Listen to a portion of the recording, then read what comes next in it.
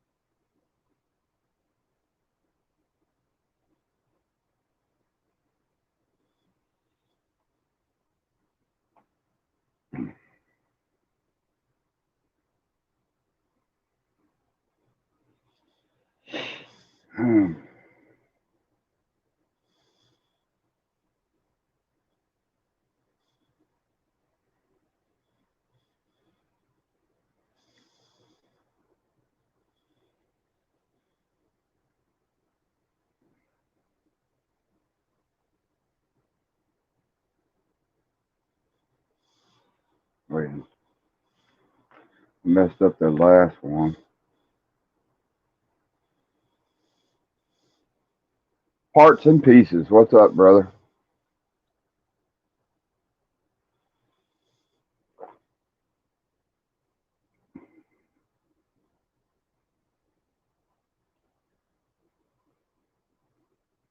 I heard that.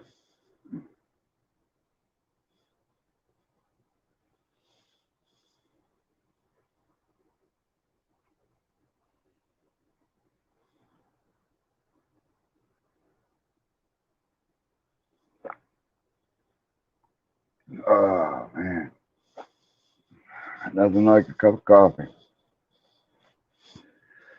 Mine went off at 5 o'clock, and I beat it up, blacked his eye, threw it on the floor. I had an alarm clock. Went back to sleep after that. Yeah, we're had quite a bit of rain, but nothing real bad.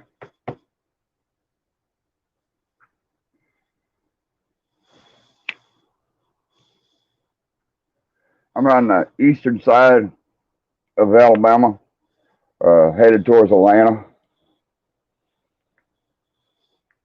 So it wasn't too bad.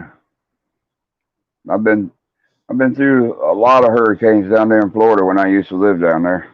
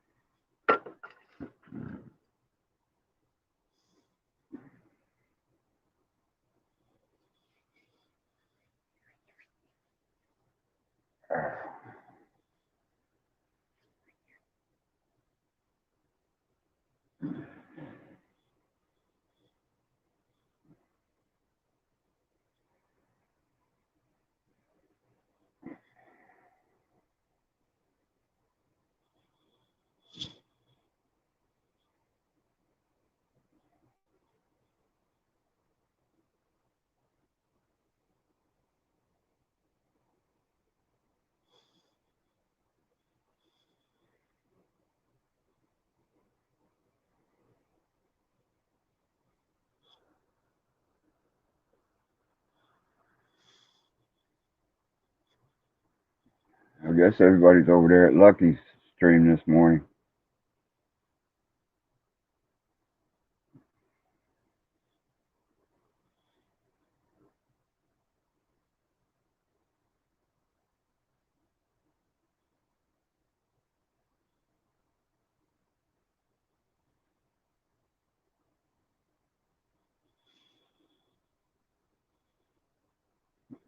Y'all made it through that storm okay there? Parts and pieces. What's up, Mike? Good morning.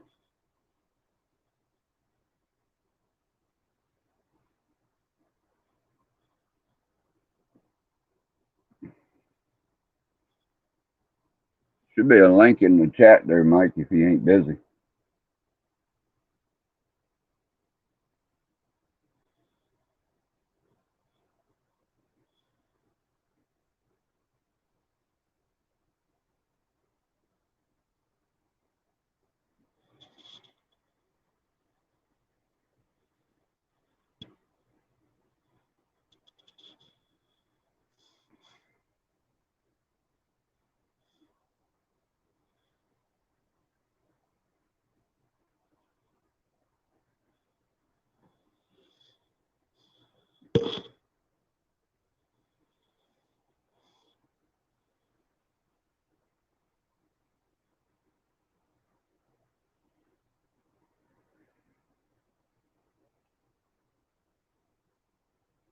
Okay, buddy. I appreciate it, man.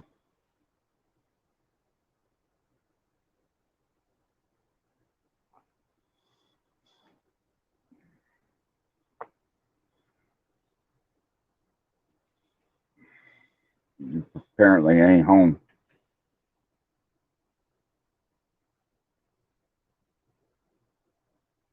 Oh, good, good. Appreciate it, Mike. I really do.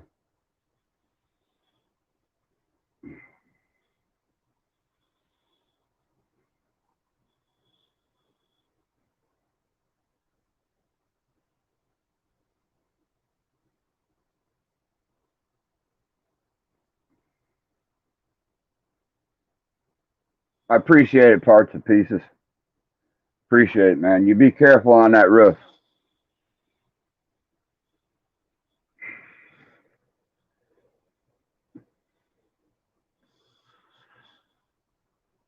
Yeah, I was telling, all I need is just watch hours now. That's all I need to get monetized. But if I get monetized, I get monetized, right? I was kind of worried about it at one particular time because I thought they were going to disable my channel because I didn't get monetized. But apparently they're going to leave me alone. So,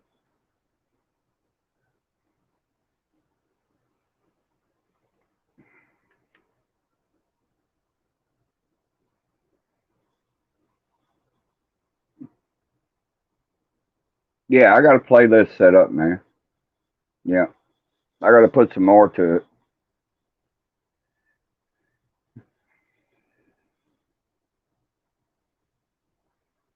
See, I can see the chat faster on my mobile phone over here than I can over here on the stream itself.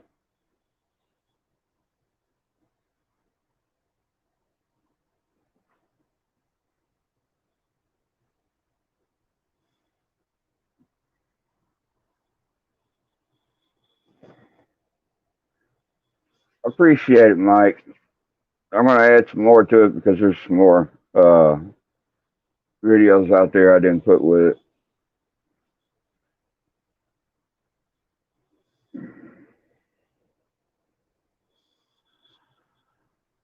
I've been running it here every night at home, my playlist on my granddaughter's account.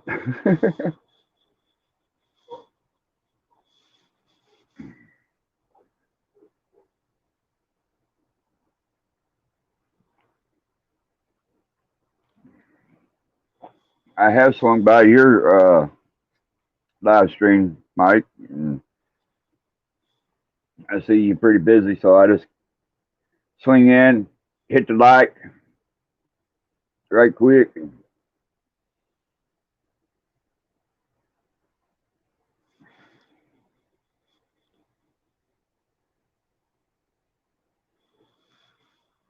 Jet parts pieces went up on the roof of a house, I guess, or putting metal up. He said he'd catch us all later.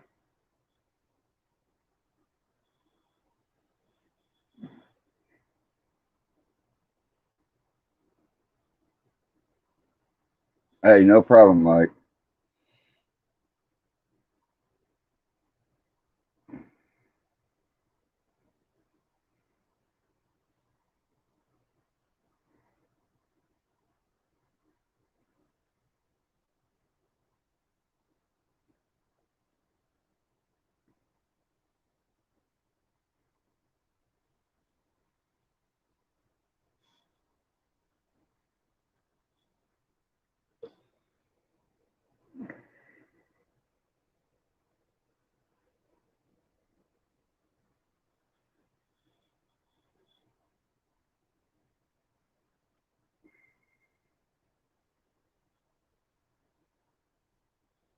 Maybe I should have done the live stream in the shop instead of in the man cave.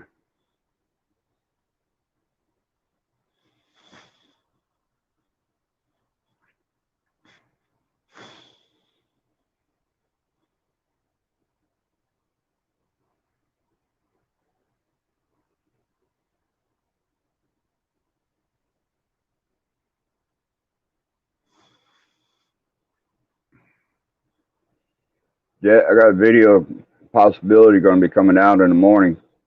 Took one of the mud mowers out,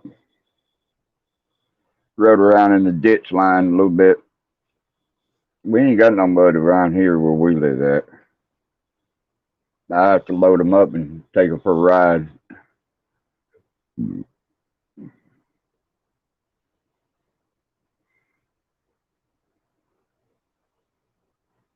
Okay, appreciate it, Mike. You be careful heading to the house, man.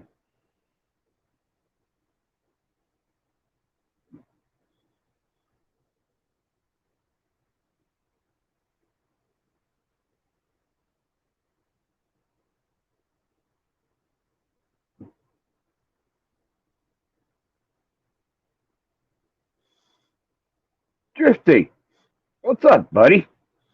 How you doing, man?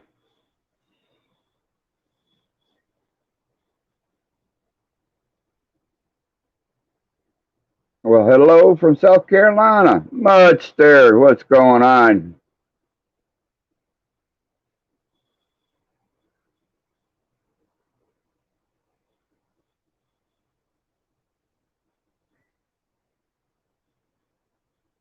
Hello, hello.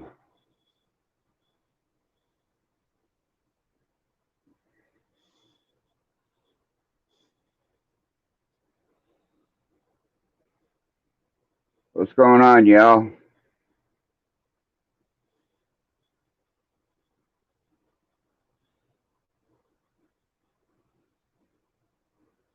I am. I'm ready for some college football. Roll Tide.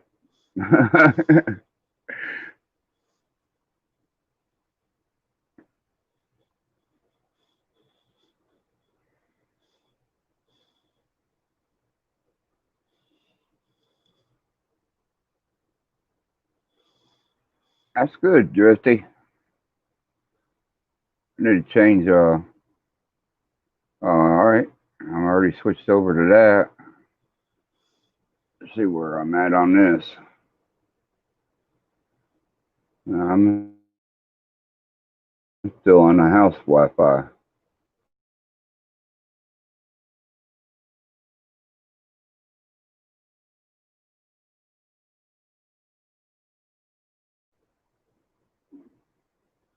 There. Well, they say they're supposed to come. The southeast. What is it? Um, Pac-10, I guess. I I don't know. Things are so messed up now. It's pathetic, man.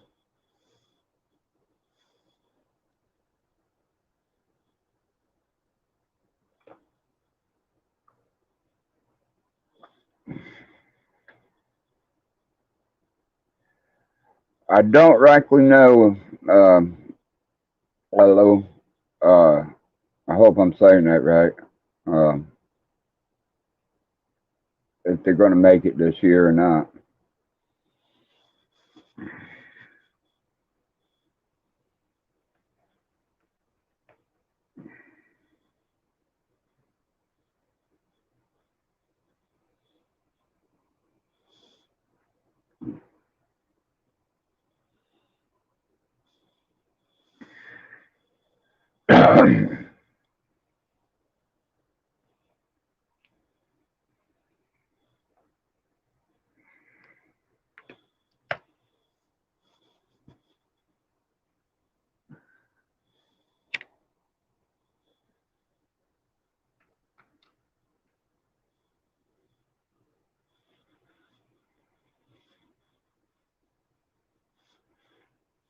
I haven't even looked to see if those. Well,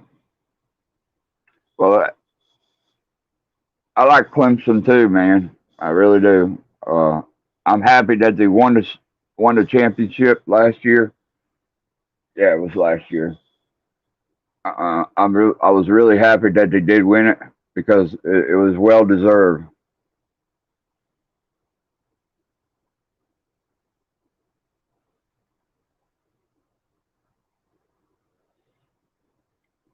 Well, that's what I used to do. I used to drive truck too.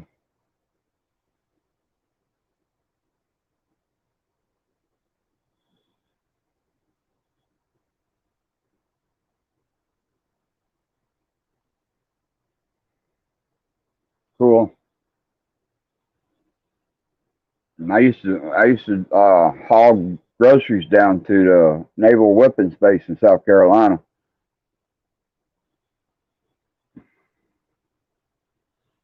I drove for 27 years. I got put out 6 years ago.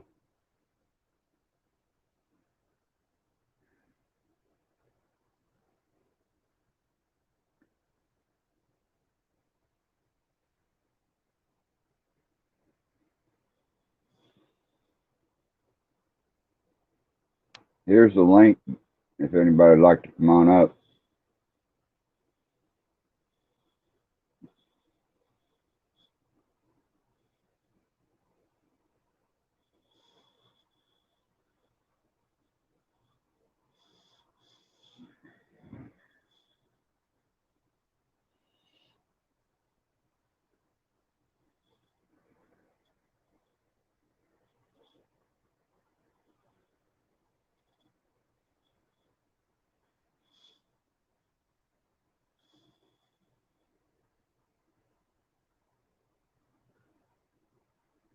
I didn't quit.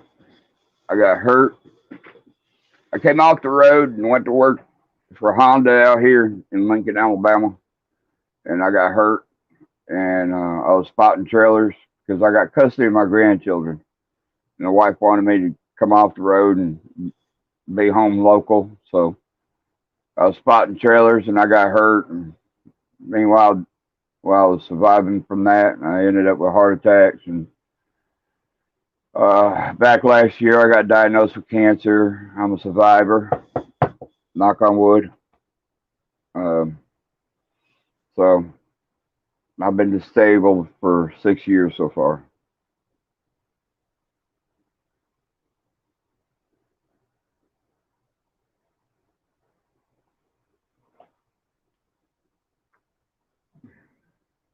Oh, believe me, buddy. Go carts. What's up, Nate?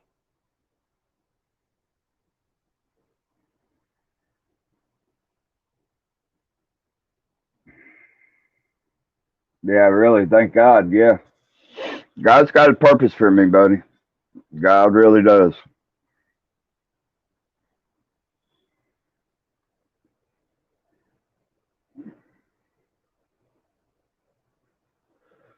But you know where I'm at, Dan. That's Talladega County. I live in the county.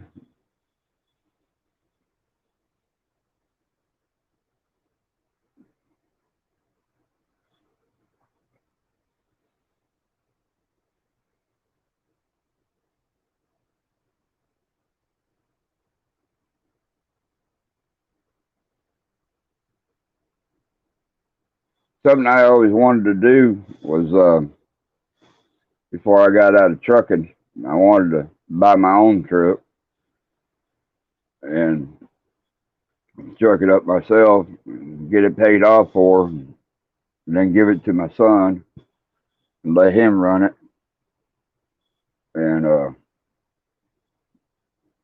collect a little bit off from it. You know what I mean? Um, So I have a little bit of income. I wanted to buy two trucks actually. I wanted to buy two trucks, one for myself and one for my son. And it didn't work out that way. God had other plans.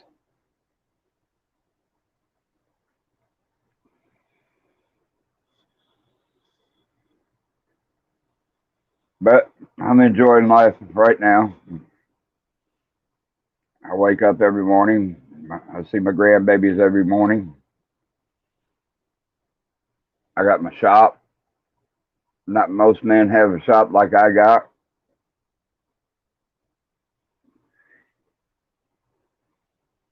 I appreciate it, Nate. Appreciate it, buddy.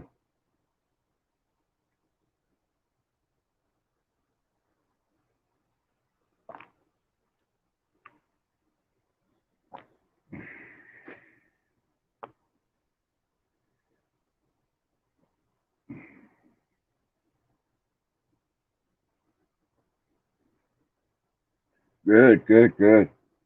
Get your own authority.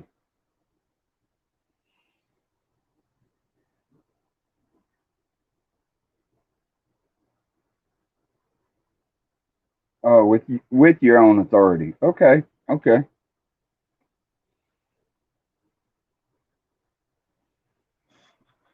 You with you run with Jeff there, Big Trucker Radio.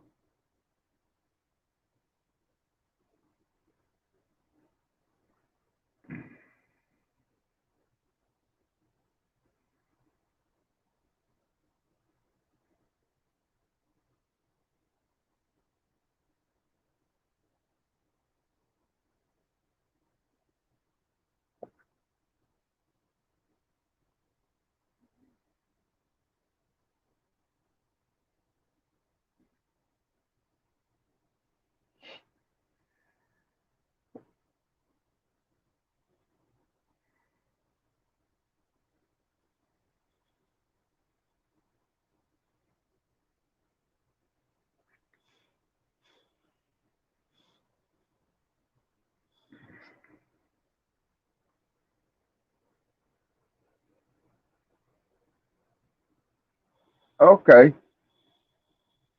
good, good. Home every night. Good. Yeah, I used to run. I ran the southeast, and then I got on another board, and I started running long haul. I enjoy running long haul. I hate that short stuff. I hate that three, 400, 500 mile, 600 mile trips. I don't like it. I'd rather get my stuff, close the door, and truck it up. You know.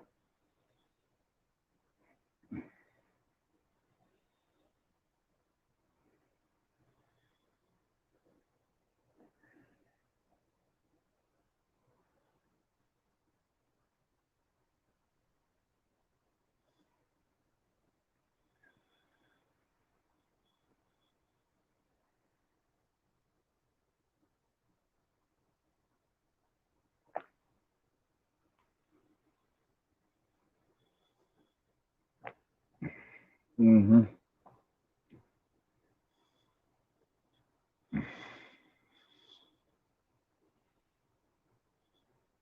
Oh yeah, I know where you at. I know where you're going. Coleman and Aberville, Cottondale. Yeah, Aberville. I got relatives who live up in Aberville.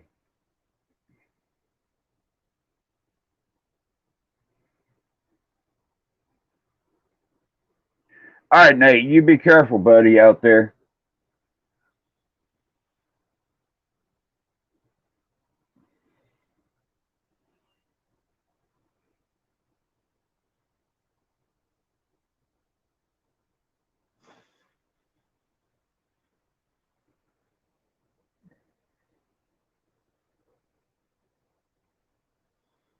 I might do a midday stream too today.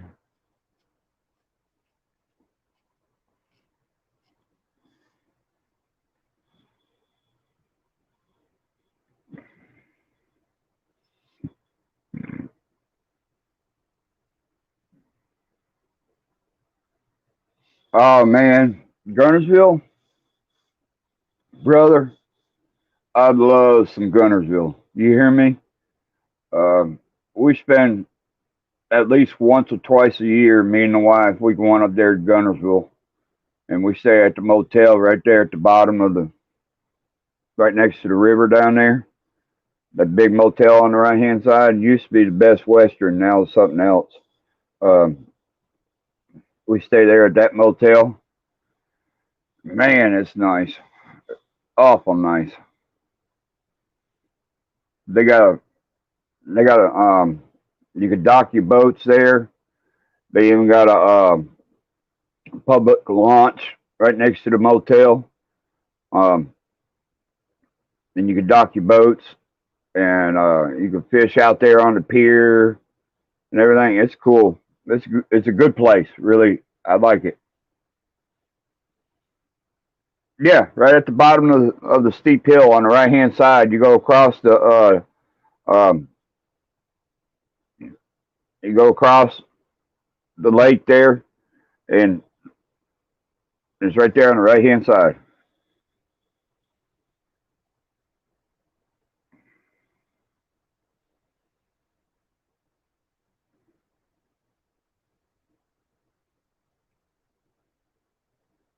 Yeah, I want to stay in on the left hand side just before you go across there. They got houseboats docked out there. You know what I mean? I want to stay right there one time. Mick, what's up, Mick? I know my brother from another mother across the pond.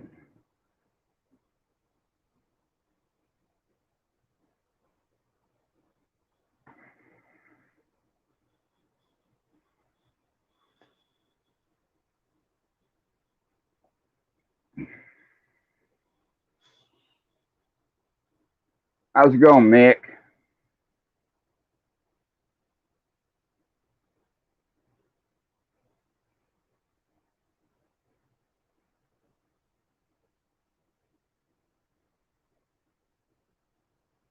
I don't know where that is. Um,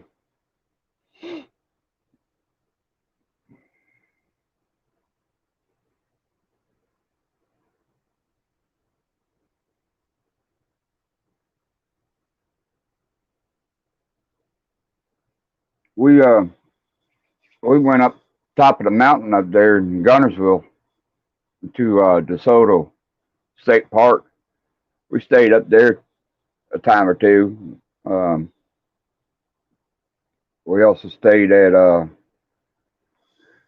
oh god, at the yeah at Gunnersville State Park up there, Alabama State Park. Here comes Mick.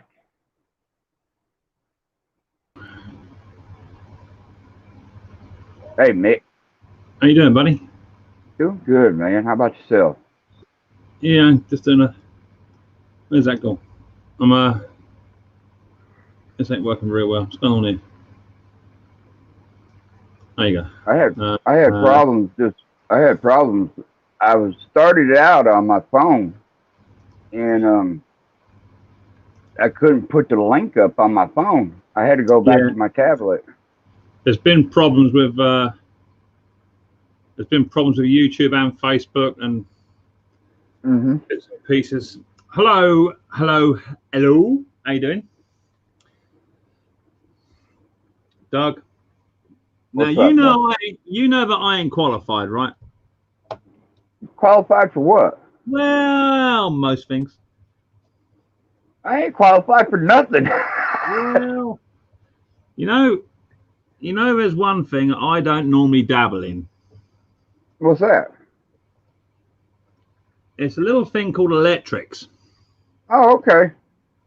Yeah, we're dabbling today. Are you? You get your power run to your shop? Nah, he was supposed to be coming today, but he's bailed on me. He's sick, so um, Oh. he's coming tomorrow. If he's better, he should be better. So I thought, whilst he's not coming in, I was going to wire up all the plug sockets tomorrow at my leisure. But so I thought, well, as he's not coming today, Hmm. I'll get on and I'll have a go with this. And it's Well, a shocking experience. Your power is different than ours up here. You know what I mean? Yeah. You guys run on 240. We run on 110. Yeah, we run on 240, and you guys don't have ring mains, do you? Or ring circuits? Yeah, we got circuit breakers. No. Ring circuits. Ring circuits. So what we have to do over here is you come out of your box, you go into your first plug, and then you branch off your plug into your next plug, and so on and so on and so on. And when you get to your end plug, you then have to go all the way back to the box again. What? Yeah, it's a regulation thing. How you do that? Where you go back to your box at? You go back into where it feeds out. So it's actually a ring. Really? Yeah, because they say that it should be on a 32 amp breaker, which is grossly overloaded for the cable we use.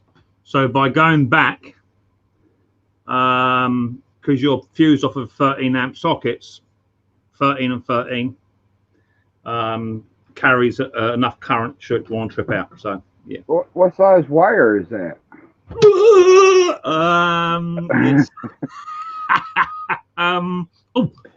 Shouldn't do that. Yeah, it's 2.5 twin earth. Well, we run between 10-2 wire, which is smaller wire, and 12-2 wire. Most generally, all your houses are all on 12-2. 10-2 is on the older stuff, the older houses, the older mobile homes with a 100 amp breaker box. And when you run 200, you're better off running with a 12-2 wire.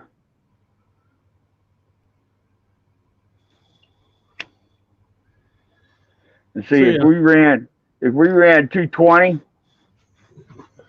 it's like 14 gauge wire, big wire.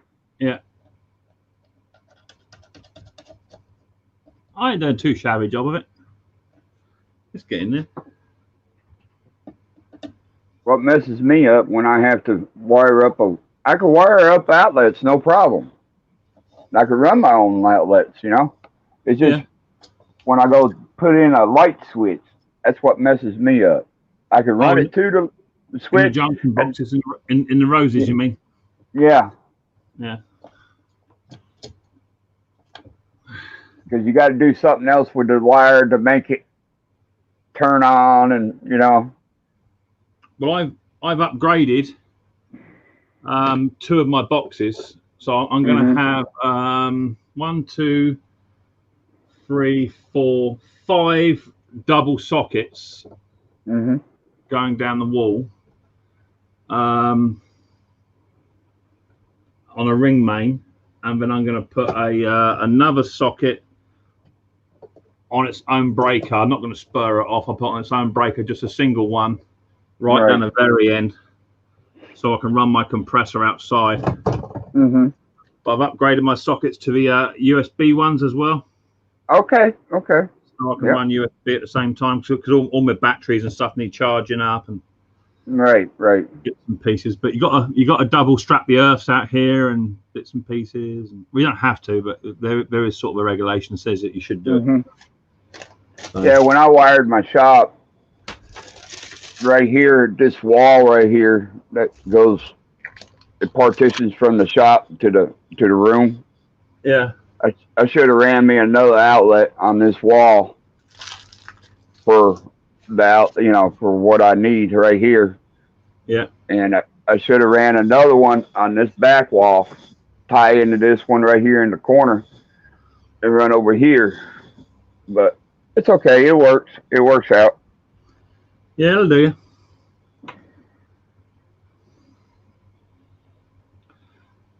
But my whole shop runs on a 30 amp breaker, so. Yeah, mine's going to be on a 30. 32 or 36. Haven't quite yet decided yet. Mm-hmm. Sorry about the noise. It's all right.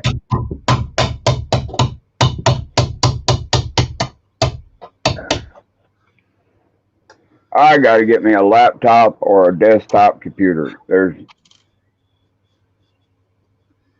Yeah. I'm getting sick and tired of pulling the SIM card out, put it in my tablet, rent a video, and then it says not enough room, not enough space.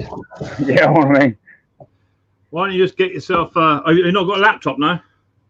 I got a laptop, but I have to get it redone. Okay. Something's the matter with it, you know. And even then, I don't think it's really really up to par to handle it, you know, Yeah. the software and everything.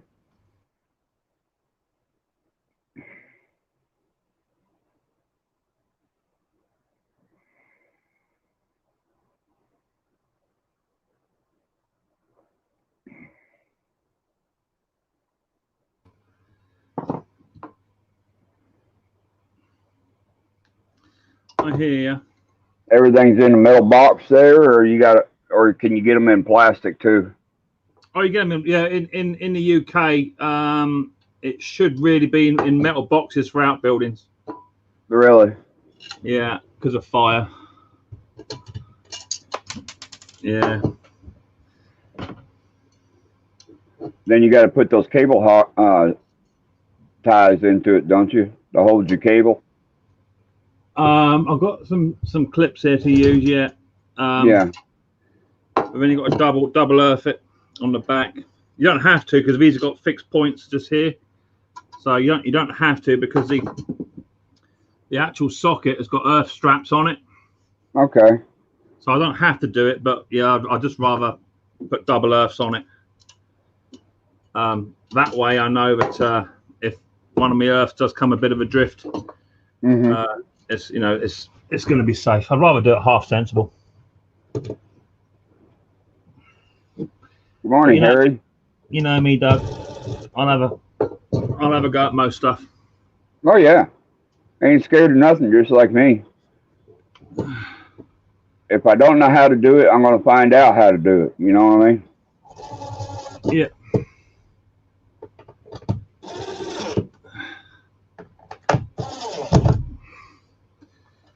All right.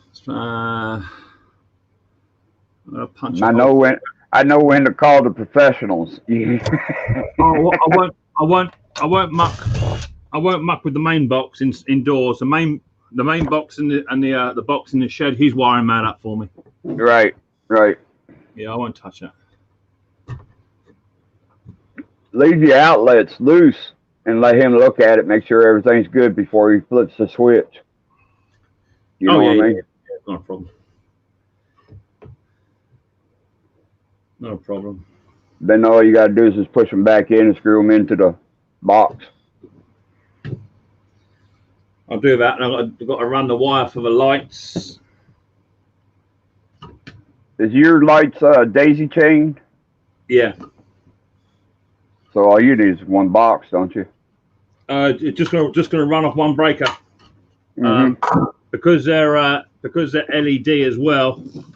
It's very very low amperage draw, so Right. I don't have to worry too much about that.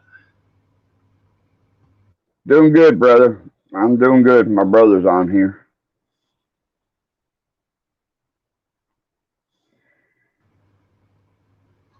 So yeah, the LED lights will probably go off of a 16 amp, which would be more than enough. They could probably even run off of an 8.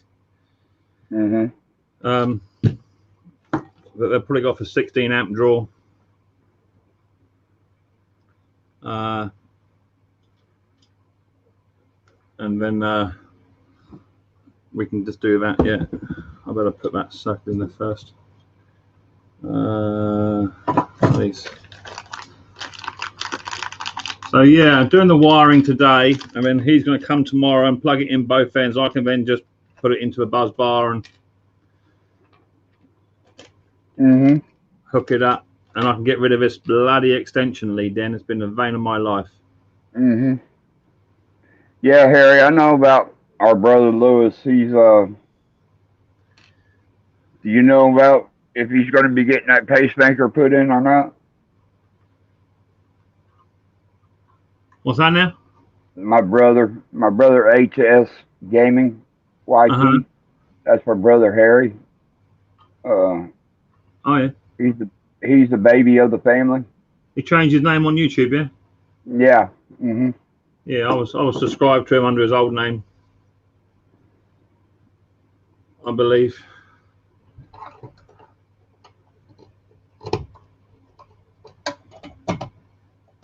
Come on now.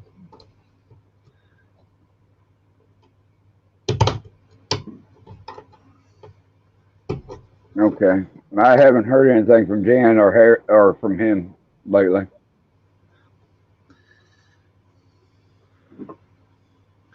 My next younger brother, he had a heart attack. When was that? Oh, a couple months ago. And they're talking about have to put a pacemaker in him.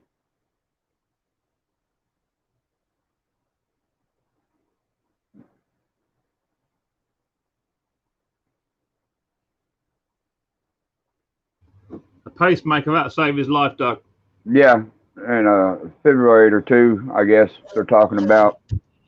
Yeah, my mum's got a mini defib. Uh-huh. She got one of them fitted. I just went to my cardiologist Monday. I went to him Monday, had a stress test done. Everything come back good. So I'm not surprised. It's not you that wants it done. It's Mama wants a stress test living with you. yeah, I know.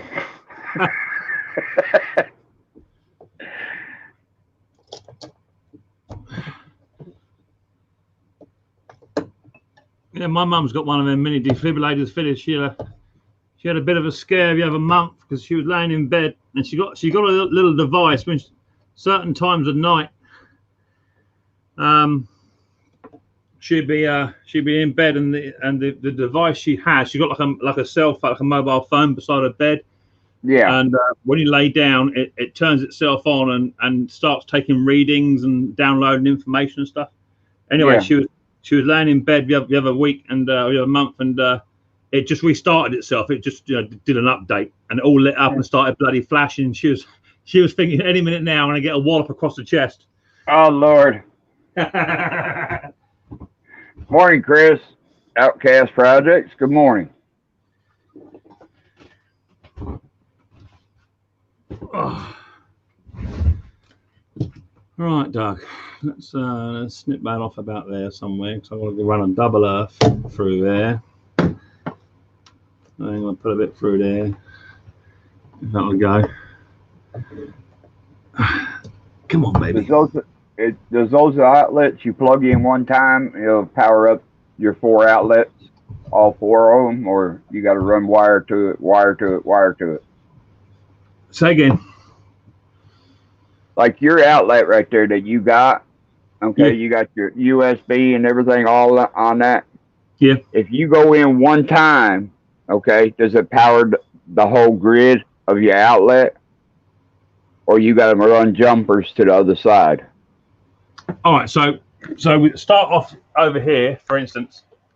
So I've got cable coming in, going down into the box. So I've got 2 separate wires there. So on here, let me show you. So I come in. This will have 3 wires going onto the back of a switch. There's your live, your neutral, and your earth. Ground. And then this one here will also go into the same. So these 2 join together. Mm-hmm.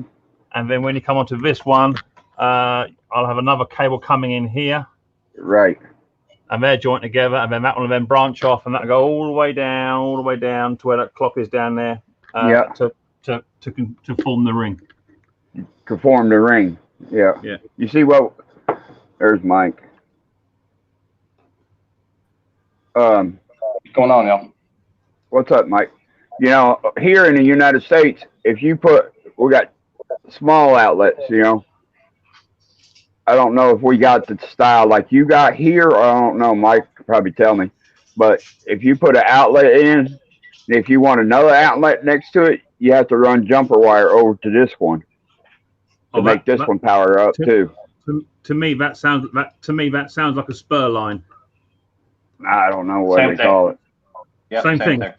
Spur, yeah, yeah. So I can run if I've got one of my middle plugs, I can run another wire coming out of that to another socket, and I don't have to ring that. I just have a spur line coming off of it. Yeah.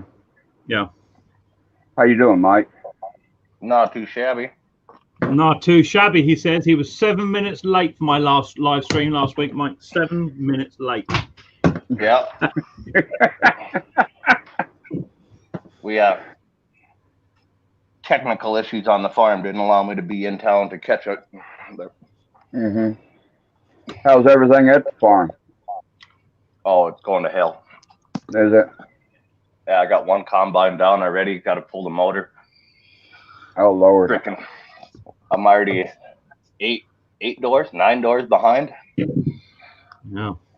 One of my guys got arrested and thrown in prison. That was an interesting one. Yep. The cops and sheriffs and everything called out to the farm looking for him, and he was on the run. So. Oh, lovely. J&J Mud Mowers. What's up, nephew?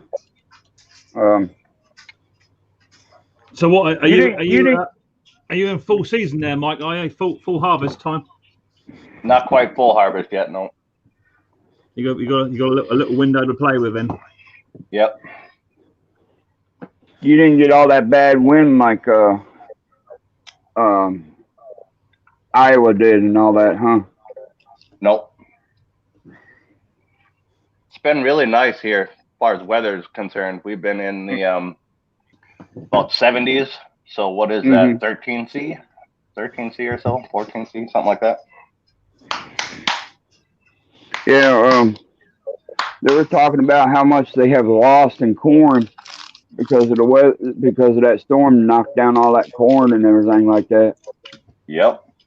So the prices of corn's going to go up.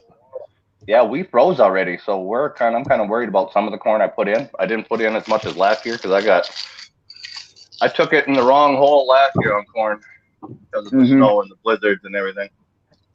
All right. Do you lose much revenue, Mike, through too much moisture or having to spin it? Yep. Yeah. Yep, having to dry it. Yep. Yeah. We didn't even get to pull our corn off last year, Mick, until this year. We pulled it off at the spring this year. It sat all winter. Really? Yeah. Same over here. Farmers over here, they run. I expect you do the same. They run rides in the corn, big rides, to try and get the air in it. Yep. You know, if they're coming across a bad bit of weather, or good weather, they just cut rides, big 20, 30-foot rides in the fields. We didn't have a chance to do that. By the first snow blizzard buried the corn frickin' more than halfway up it. Oh my Lord. And then it never let up.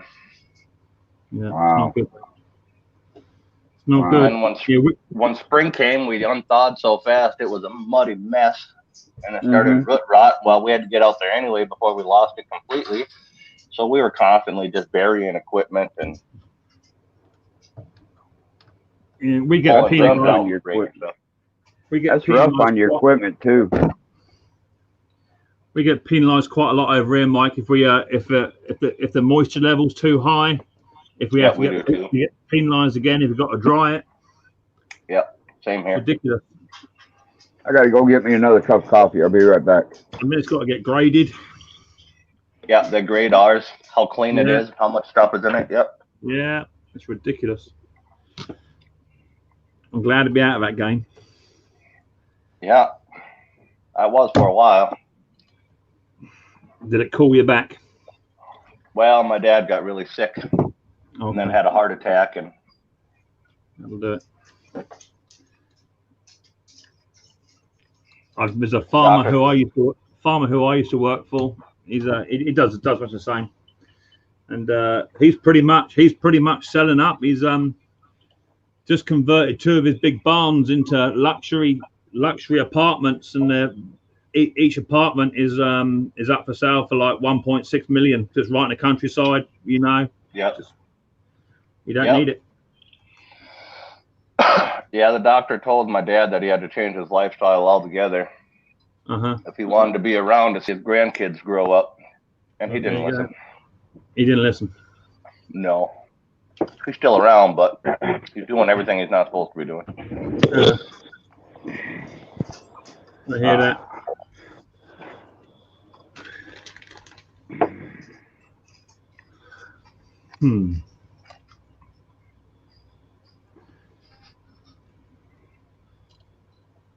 Oh man, good coffee.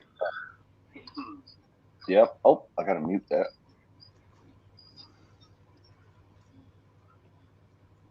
What are you using in your ear, Mike? Bluetooth. Mm-hmm. They are, what are they? J-Labs. A little charging port box.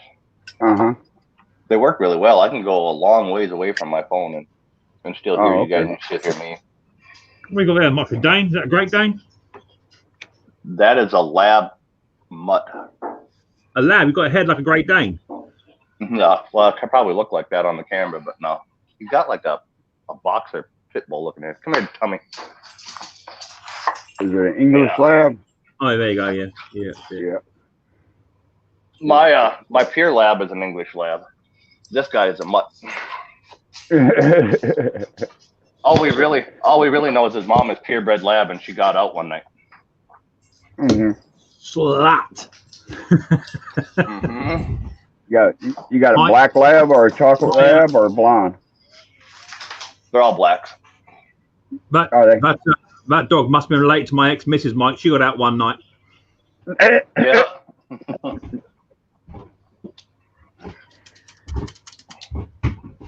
I like the labs. Labs are good dogs. Not for me. Yeah, they're temperament wise, they are the top rated for temperament. Yeah. Mm-hmm. They're a good peg dog. Good for sitting on a peg and good for picking up, and a nice lethargical dog. I like a bit more off the hook, like a spaniel or a Hungarian Vizsla. Something to go. That's way on the other side of off the hook when you get into spaniels. My dad has them. Yeah. Oh yeah, I had 3. I'm 3 of them. Yeah, I know. He's got. I think he's up to 6 now.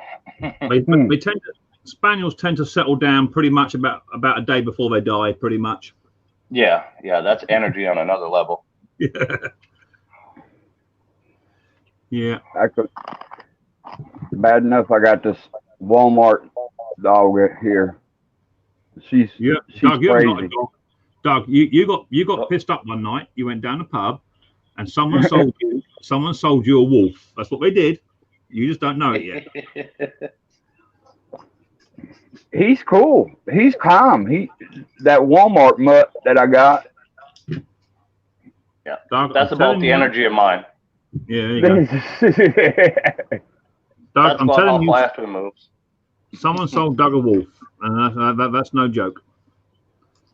Your dog should not sit in the backyard, Doug, howling at the moon. He don't. He's quiet.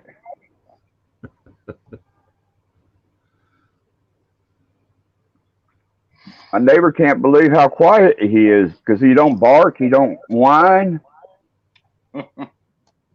All my dogs are all kennels. I never had any of them. Mine don't bark at a whole lot. Well, that's the way you bring them up. That's the way you bring them up, Mike, right? Yeah, that little one will. He barks at a lot more than the fat one. If you hear my fat lazy dog barking at something, there's something there. Yeah. Yep. That's the same thing with my husky. If he starts whining and carrying on, there's something wrong. Yep. Most of the time, it's something ridiculous if the fat dog sees it. It's a squirrel or a rabbit or another dog in his yard.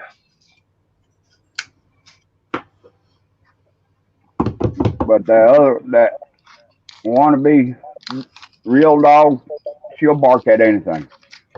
That's that skinny hyper little bastard. He'll bark at anything. 90 miles an hour across the house. Mm-hmm. Yeah, he'll chase it from window to window, whatever he sees. My I don't husband know could what. be.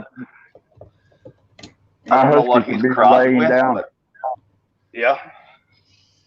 laying down out here in the yard, and that female will run across the yard and tackle him, knock him down.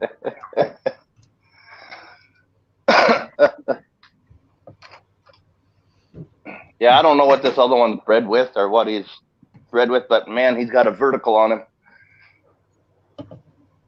There's a big balcony door right here beside me, a sliding glass door. Yeah. And when I get the deck put up and everything, it'll go onto the deck. But he can stand there and he leaps and he'll hit the freaking curtain rod off of the top of the door.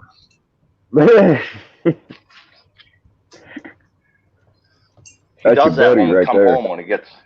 Yeah, he gets so excited when we come home. He leaps straight up and he'll hit his head on that curtain rod up there. Lord, take it right off. Mm.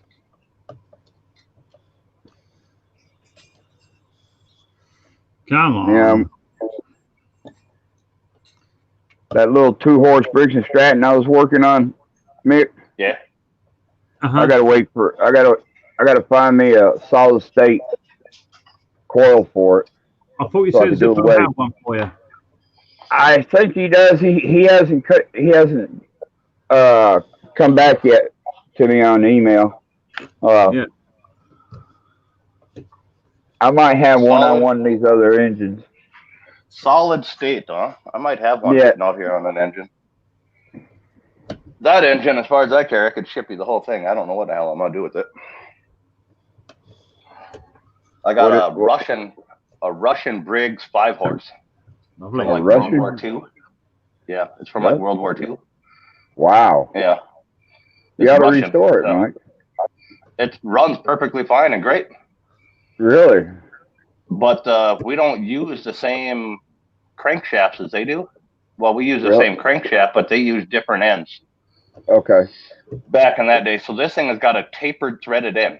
It's tapered and threaded Oh wow. Really? on the output shaft of it. Yep. Is it has it got a cast flywheel on it, or is it? Nope. Yeah. On the, you mean where you pull it? Yeah. Yeah, on a flywheel. I don't know if that could be cast. It doesn't look like it's cast, but Because if it's cast, you could just run it, bolt it down, and run it, and then hit it with a grinder and take the taper out. oh So yeah, no, you're okay off of the end of the crank. No, it's just a stub out straight out of the crank. No, what I'm Like where saying you is would put your pulley on. the cast flywheels are generally weighted, which means you can start it. You can start it without anything on the bottom. If it's not, Yeah, if it it's not does. got a weighted flywheel, then you can't do it. It'll kick and pull your arm off. So you just run it up and put a grinder to it and bring it back to US and English standards. Mm-hmm. Yeah, a guy could do that because you can fire it up with nothing on there. I have it Oh, there you go. screwed down to two big pieces of wood, and I started it. There you I go. bought it restored from an auction. I had no idea it was Russian or World War II, but they threw a bunch of motors together, and the one they threw together I wanted. So I ended up with like 3 or 4. I got a 5-horse Briggs that had the reduction gearbox on the outside of it, on the crank, on the pan. So I took the reduction gearbox off, and I was hoping that the shaft was keyed, but it's not. It's geared. Yeah. So what am I going to do now? You're gonna have to get a lathe and turn a gear. Yeah. I mean, it's a 3/4 inch shaft. I could get it down to a 5/8, you know? Yeah. But how many teeth are on the gear it's got to mate with, and the spacing in between the peaks? It's probably going to be a lot lower. It's probably going to be a lot lower than 5/8, you know? Yeah. If I knew that, I could probably turn a gear. I need to know the spacing in between those teeth. How big Yeah. around? How many teeth? I was thinking about just getting me a flywheel, get me a pulley, and just go ahead and just tap the end of the shaft, and so I could put a bolt in it, you know, Yep, and like a stove. yeah, and Yep. take me another piece of pipe, put over it, and weld it to the end of it. And that way I can put anything I want to on it. Heck yeah. Yeah, that's a Russian one. We got it going. The one night we brought it home, we started messing around with it. It hasn't been started in years. I don't know. That old farmer passed away. But it's got the old glass bowl and all that stuff on it. We put No gas kidding. in it. Yeah. No We kidding. put gas and everything in it, and 2 pulls, and the thing fired up and took right off like a rocket. Mm. Tried to kill me and my cousin. We didn't have it bolted down at the time.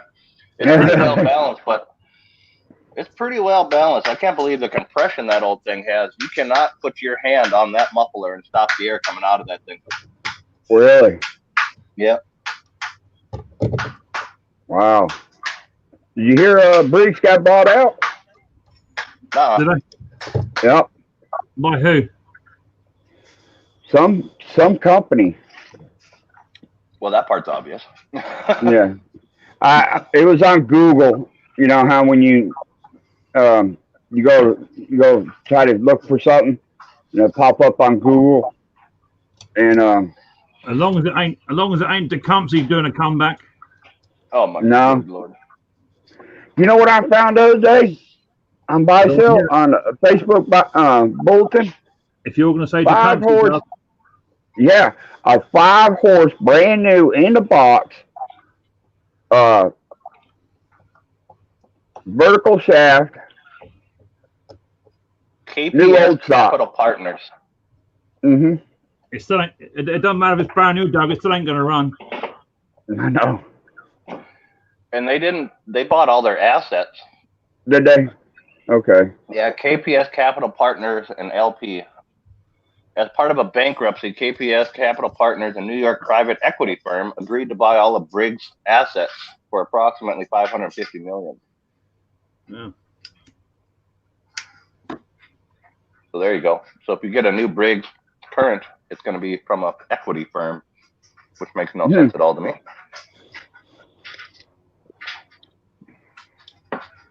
Then something about The one that surprised me this year was not Lund, but the other boat motor manufacturer. Evinrude, thank you, honey. The boat motor I got, Evinrude shut down. They're not making motors anymore. Really? Yep. Wow. That's the old COVID doing that, I suppose. I don't know. I think they're going to come back because they just came out with those new G2s and GE2s motors and stuff, but I think they're going to retool their whole shop and come back, and they're probably going to go all electric is my thinking, but Could be. Mhm.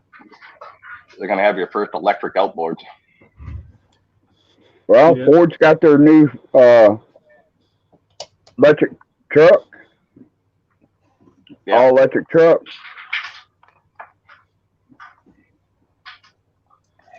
And Then I Budweiser saw made huge. Go ahead, sorry. I saw the other day the Mustang Cobra. They got their drag car, their official drag car. Yeah.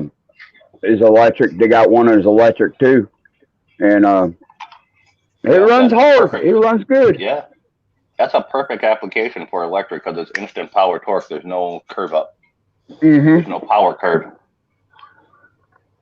And they were showing the motors that's up underneath the hood for that Joker, and the battery pack that's behind the seat. I couldn't imagine. 13. Was it 13 or 1400 horsepower? Oh, dang. Yeah. Hey, Mike, when it left the line, now that's a full body car, You know what I mean? Mhm. When it left the line, it toted the front wheels. Yeah. It came up on the wheelie bars. It dang sure did. Oh yeah. Well, heck, look at Tesla. That one model Tesla will out accelerate a Lambo. You can buy Yeah. that thing. It'll beat a McLaren. Well, they're not meant for drag racing. You know, they're meant for stretching on out. Yeah. Yeah, if you hit top end, yeah, that thing ain't gonna keep up with it. But Yeah. It takes them a mile just to get cranked up. You know what I mean? yeah. But that's just it though. You can go buy a family car for 70,000, one of them Teslas, and in town in any quarter mile situation, they're gonna whoop any supercar that pulls up by you. Yeah. Yeah. So young kids are buying those cars and gutting them completely. Nothing but a driver's seat and a steering wheel, making them Is as that light right? as they can, and like just whooping some dragsters, boy. Yeah. Joining in these street races and stuff. And Yep. And it's and amazing apparently, if how. you know computer technology, you can turn them Teslas up quite a ways. Is that right? Yeah. Well, who in the right mind's going to spend $70,000 on it? I mean, yeah. On Not an me and electric you. speed demon? Yeah, not me. Yeah. And you. I don't have Yeah. faith in electric that much yet. Mm-mm.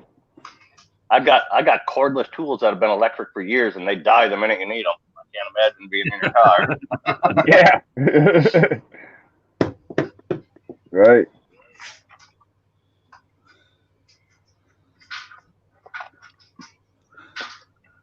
That's right. What are you working on, Mick? I've just putting in my sockets into the shed. Oh, okay. Supposed to have a bloke come around today to wire up my house to my shed, but he's pulled out sick. So just upgrading some sockets and just putting them in all above board and as per regulation. Yeah, all your USB chargers and stuff, you can live stream from the shed then, huh? Well, I do anyway, but yeah, I've been running off of just an extension lead for about a year, and I want it done before the winter gets here. So, Mm-hmm. so I'm You getting. You got your shed insulated yet? Fully? Yeah, nearly all done. I've got just a back quarter wall to do. I'm off now. I'm off now for 2 weeks. So I did all up in there. You see, it's all done there. So that all that back wall, apart from the back quarter's done. All of that's all done, all the way down. That wall's done. I've got a bit done there. Okay. So I've just got to do from there all the way up to this corner. Man, you gotta move all your shelving out. Oh yeah, man. I gotta do all. Well, it's gonna keep me warm, right? That's right. Oh yeah. So I'm gonna have it, and pretty soon you're gonna put an air conditioner down there at that far end and let it blow towards that way. Yeah, well, I've got a new radiator as well, electric radiator. I'm going to be using this year rather than gas, because I've got too many professionals on YouTube that are telling me I shouldn't be having gas with carburetor cleaner and petrol knocking around the place. Apparently. Oh hell, let's bring them out to my garage and show them mine then. Yeah, I know. you know, right? Anyone with no content is an expert, right? Yeah. That's why. That's one reason why I'm not doing a video on how to wire up plug sockets, right?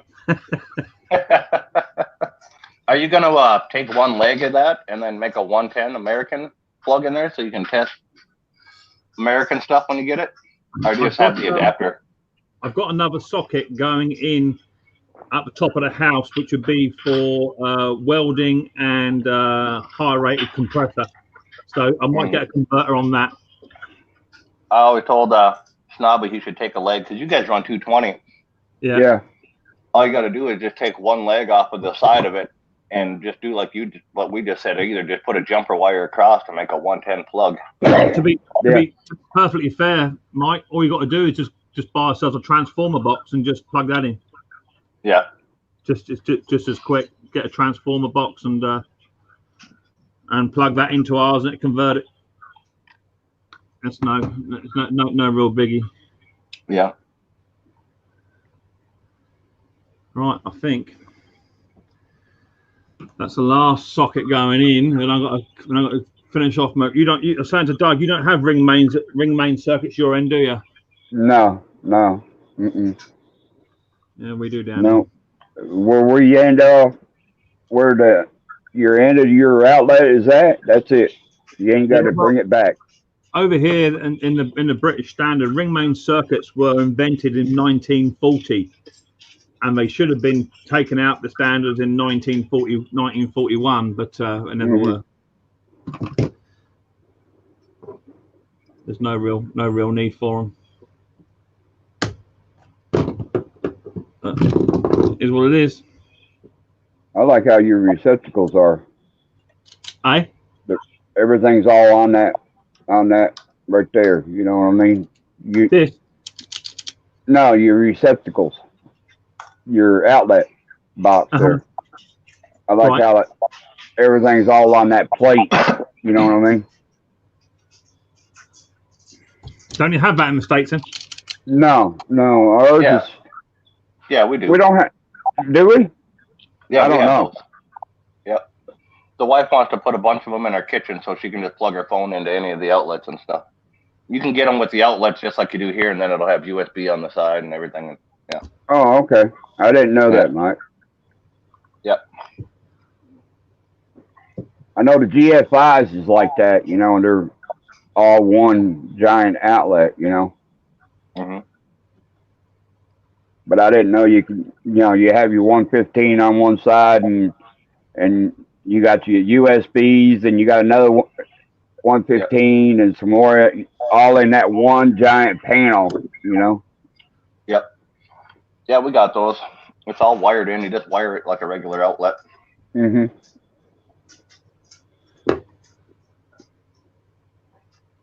I'm used to the old way, you know. Yeah. 3-prong socket, screwed it into the box, wired it from the back side, pushed the wire in. Yeah. I didn't know for the longest time until one of my good friends, he's an electrician, come in and he told me all my outlets are upside down by standard. They're supposed to be the ground lug on ours. America is supposed to be up, not down. Yeah, the ground is supposed to be on top, not on the bottom. Yeah. That way, if it's ever slightly unplugged and something touches it, you won't shock yourself. Mike, can we not use that word at the moment? All right. Well, you're not working with live power yet, are you? Well. Nah, it's all cushy. I wouldn't be messing around with live power over there because they got that 220. You have no sense of adventure, Doug. Yeah, I'd rather get shocked by 240 than our 120. That 120 will grab a hold of you. Yeah, exactly, and 240 will push you away. Well, I can sort of beat that, not to be a big-headed fool, but you want to work on the railway and get a 720 DC. I can assure you there's no walking away from that. No, I got 483 phase in my shop. I understand on the high current. Yeah. We run a 720 DC, which is 125,000 AC. Yeah. Converted over. Yeah. Yeah, that pulls the rail line. Yeah. Yep. Yeah, you don't get a second chance from that. Chris has got to wire up a building here soon. Oh, come on. Hey, LCAS project. Why does it always get one earth that don't want to go in? Oh, man. It's just ground wire. You can clip that off.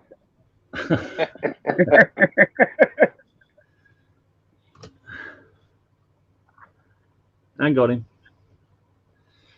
Right. Yeah, so over here, Doug, what you do, you get your live as your live. Right. It's coming from this one. So live into there, live going out at the top, a twin neutral, twin earth, and then an earth strap boot as well at the back. Right. Yeah. You don't have to do it because these technically are your earth anyway. Right. Yeah. As long as your back plate has a strap going to the socket. So you don't have to do it, but it's just good practice. Safety. Yeah. Good morning, BS. Yeah. BS small engines, Mudster. Monster's back. Yeah, it's time to go to work. He says. Time at work today is going real slow. Never mind. That's not what you'd have to get an inverter.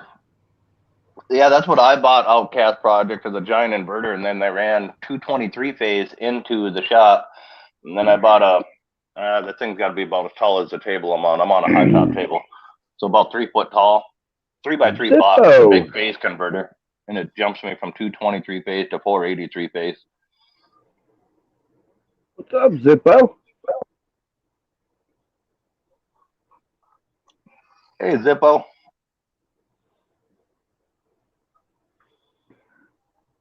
Numerous types are available, rotary, etc. Yeah. Yeah, mine's not even rotary, Zippo. Mine's just a big electric box. It just hums constantly. There's no motor spinning or nothing, and it's all done electronically.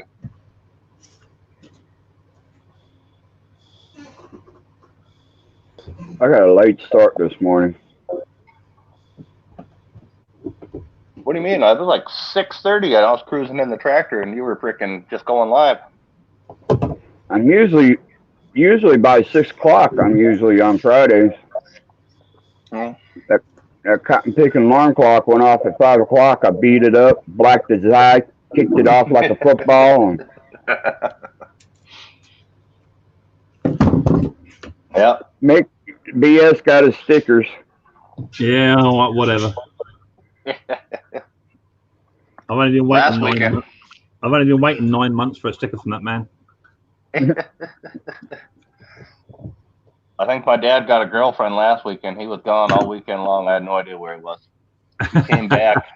He came rolling into the shop really late on Monday morning out at the farm. It was about 10 a.m. He finally got home. Mm-hmm. Smiling to beat hell. Whistling, singing the song. Yeah. Oh, what a beautiful morning. Oh, what a beautiful day. Yeah. And he went out with his buddies that night. They all met over at the little local bar drinking and playing pool. And he must have got pretty tuned up because his truck didn't make it home, but he was home. I got out to the farm and he was still snoring, and that's not like him. He's an old Navy guy. And he was still snoring, and I grabbed his phone, seeing if his alarm was on 30 in the morning. But nope, he had his calculator up, and it had 6:30 punched right into it, sitting there. Laughed my ass off. I went and made coffee really strong and everything, and woke his ass up. I wanted to throw water on him like you used to do to us when we were kids. That's it. My old man used to empty half a bottle of aftershave in our beds and throw the sheets over us. Chris says he don't even. So he couldn't breathe. Chris said he don't even have one YouTube sticker at all. Hey, Nick Windsor, what's going on? Nick said he sent you a message, Doug. Yeah. What's up, Me and Nick? him talk a lot all day. Yep. I haven't seen Nick in forever. Right, well, that's all the sockets done, and I've got to run that bastard all the way down to complete the ring main up now. What do you got to do? You got to dig in your power line then? Or do they overhead it? Only the first quarter where I mow and trim and what have you. So I've got a bit of hedge line there. So I've got my tiller out and just till that over and dug a trench. And then I've got a rockery and my old kennel. I just throw it above ground. So it's all armored and what have you. It's going to be no bother. So I throw it above ground. Yeah. There's no regulation to say you've got to have it so deep and what have you. But what I do is I Oh. get you can buy some of that reflective tape stuff that you just stick on top of it, so if someone CAT scans it, they know it's there. Yep. No, it's no biggie. Yeah, we have regulations here. It's got to be buried so deep and wrapped in certain stuff. And What even your armor cable? Yep. Oh really? Yeah, it's got to it be can't lay sleeved. on ground. Yeah, It can't. it's got to be sleeved. It can't. It's not supposed to lay on ground at all. It can long- temporary. You can temp them in that way, but final hardwire installation has to be buried or overhead. Oh, as long as it's armored cable, you can do what you like with it. It doesn't matter. Yeah. It's apparent that we have way too many dumb people then that live in the States, because it'd be totally messed up. Oh no, we've got dumb people over here too. Mhm. Look at me and my wife. Somebody here would hit that sucker with the mower and turn the mower live. Oh, someone did that on the railway about 2 years ago. They had an iMac 360 and they were working just outside the fence line. And one of the inspectors went down and said, "Have you CAT scanned it?" He said, "No." He said, "We don't need it. We're working too far away from the boundary." Blah blah. Anyway, he hit a 750 DC cable with a bucket. Oof. Yeah, it livened up the tractor, blew the driver out of his seat. Yeah, it wasn't too good. Yeah. Mm-mm. We had, what was that? There was a bundle of 4, and those were what were they? 2,400 volts in them, and there's a bundle of 4 buried that powered up our mall downtown. I was there because I was the on-site engineer, and they were redoing the city sewer water by it, and then they had to replumb into the mall as the water passed. And they had dug up that pack of 4 of them frickin' things, and you could feel the electricity in the air when they opened that up. Yeah, I bet. They didn't have it painted red, dyed red. Nope, there's too many in that mall parking lot with all the lights and everything else. There was paint everywhere. We were just real careful when we dug. He didn't break it open. He didn't break it, but as soon as he uncovered it, you could hear a hum. Yeah. All the electricity going through those giant lines. Them lines were bigger than my head around. And just ever so diligently in that backhoe, he just kept digging around. Yeah.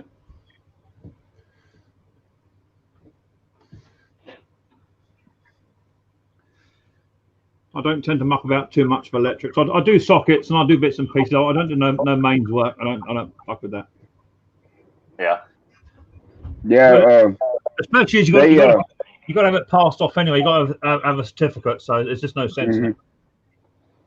When they did Honda out here, Honda manufacturer, and they ran all their wires through the conduit and everything, and they had it like in a box, and everything. And then we had to pour concrete on top of that and dyed it. Yep. Yep.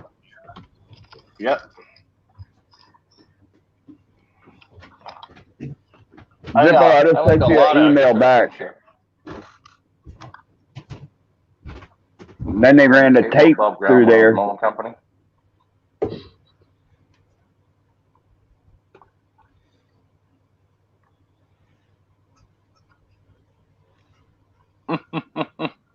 Yeah, that'd be a pain in the ass, Nick. Yeah, I wouldn't even deal with that. Regular homeowners and stuff like that and landowners do it all the time, but if by code wise, or if you ever wanted to sell the place, running power lines on top of the ground, by code wise, and if you ever wanted to sell the place, it wouldn't be able to sell. No, that's it. Same over here. Got to have the code of practice certificate. Well, even when the wife's shop was close to me up here on this upper side, I ran the wire out of my box through a conduit in the ground and back up into hers. Yeah, that's what I did. Is I buried a conduit, and I called them and asked them how far minimum I had to be, and it was 4 feet. And I went down 4 feet and came under and ran up into my fuse panel of the house for the garage out here. I mean, That way there you ain't got to worry about mowing over it or anything like that, you know? Yeah. Well, this garage was sitting here when we come in, and the fuse Right. panel is old as dirt. It's one of the old screw-in fuse panels. Oh, God, I would get rid of that joker. Yeah. I should have before I even wired it in, but it's wired in now and it's working fine. And you know how that works. A temporary fix that works is the most permanent one you can do. Exactly. Can you still get the glass? Can you still get the glass fuses? Yep. Menards carries them by the dozens. You can buy like a dozen of them for $3. As long as it gets crossed off, as long as it gets crossed off the jobs, the list to do job, that's good enough. It's done. Yeah. Temporary or not, it's done. I got on Let Go or one of them anyways, and I found a 200 amp breaker box. Well, no, meter head and a 60, I think 60 main or something or another. I can't remember. No, it was 200, and then they broke it down to 230s. Mm-hmm. And then out of that, then they got two outlets come out of the bottom of the box, weatherhead box, you know, and it was a temporary pole used for construction sites, you know. Yep. I got it for like $50. Nice. That's one of them heavy duty ones. Mm-hmm. Yeah, my dad told me, he's like, I wouldn't even worry about it. He says, any of those fuse blow or whatever, and you ain't got any around. He says, take an old copper penny, make sure it's an old one. Got to be copper. Yeah. He says, you just unscrew that back off of it and put the penny in there and screw the top back on. He says, you're good. It'll never blow again. Yeah.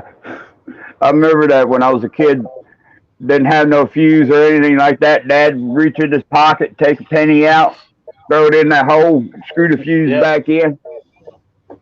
Yep. I just looked at him like, how did you ever make it as a diesel mechanic in the Navy with these stupid ideas?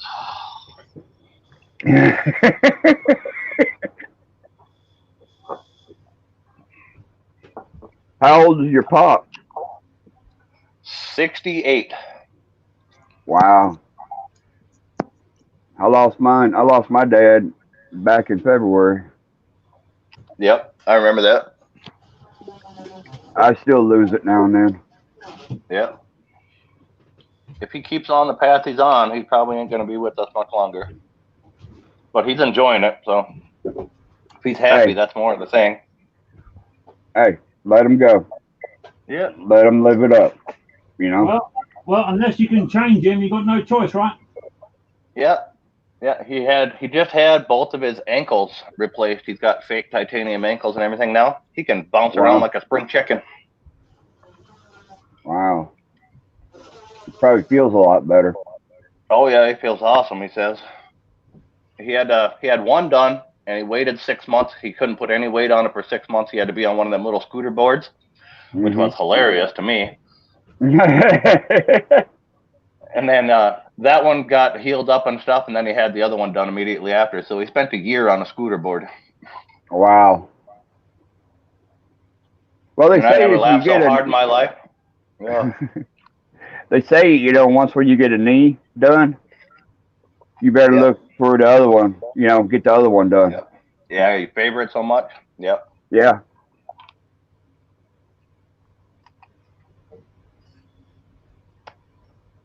Yep. I still do it every now and then. Irritates the crap out of him when he had that scooter board. He would just get livid. It was hilarious. I'm like, what are you going to do? It's not like you're going to catch me and whoop my ass. You can't even pedal that fast or scoot that fast. His scooter, it's 4 wheels on them little things. It's 4 little wheels underneath of like basically a scooter, and you put your knee on it and you push with the other foot. Yeah. You know, like a skateboard kind of thing. But it's got brakes on each side. I'm like, I'll put one of your brakes on, you'll be stuck going in circles. He's just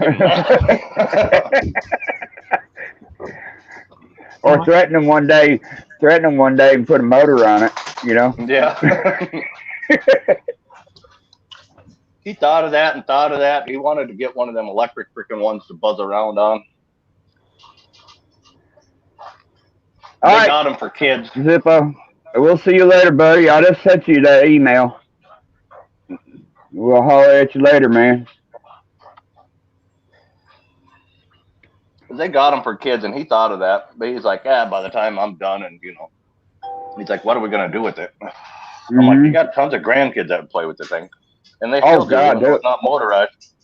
They love it going downhill. Oh, they haven't even explored that option yet. They sit on it in the shop, and one of them steers it, and the other one pushes them. And if you know anything about them scooters, high speed, like running, they're not agile. Yeah. They tip over pretty easy. They found out that the hard way quite a few times. Yeah, the wheelbase is so narrow on them. Yep. And his has got the big rubber tires so it can go out in the gravel.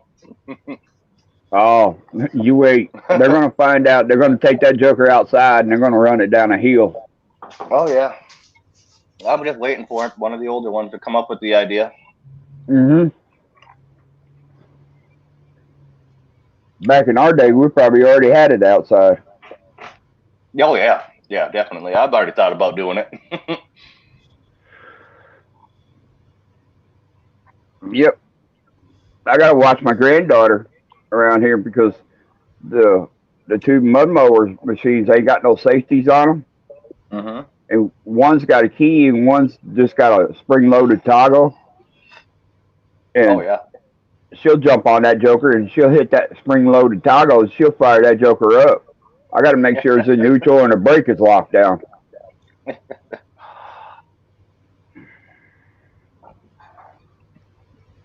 And she's only 6 years old.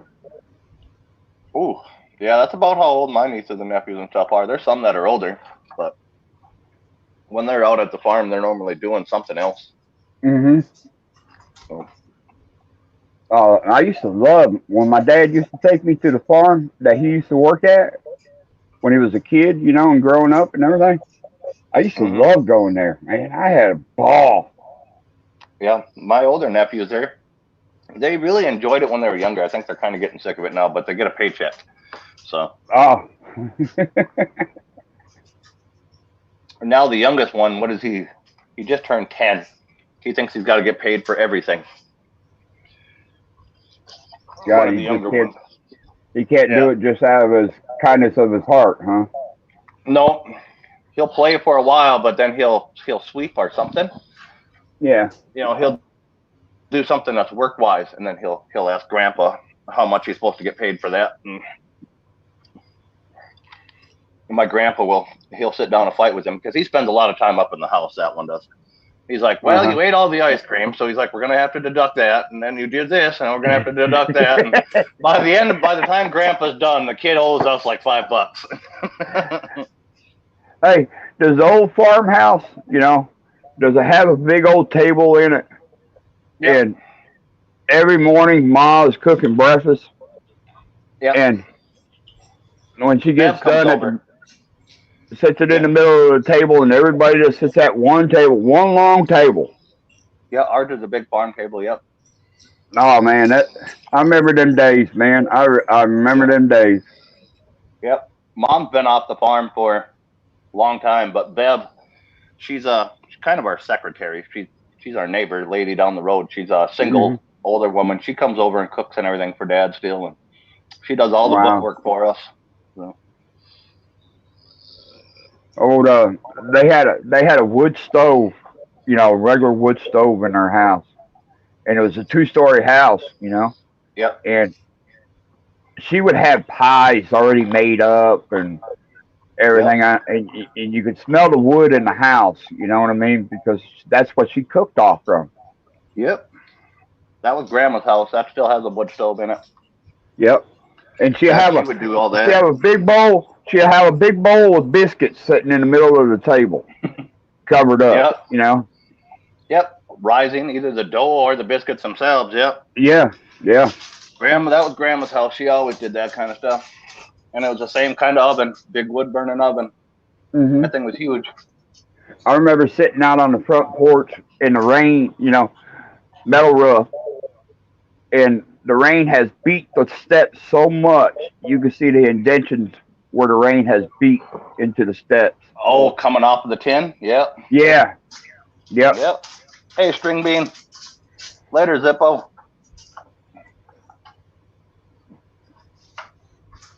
What's up, string bean? I think that's the first time I ever had string bean in my live stream. Hey, Breezy's Bike Shop. How are you? Breezy, what's up, cuz? Yeah, that's still a lot of that stuff goes on out there. All the kids will sit up there and eat and everything else. And I normally eat before I leave town, Yeah. just because I don't much enjoy sitting at the table with my dad hearing about everything.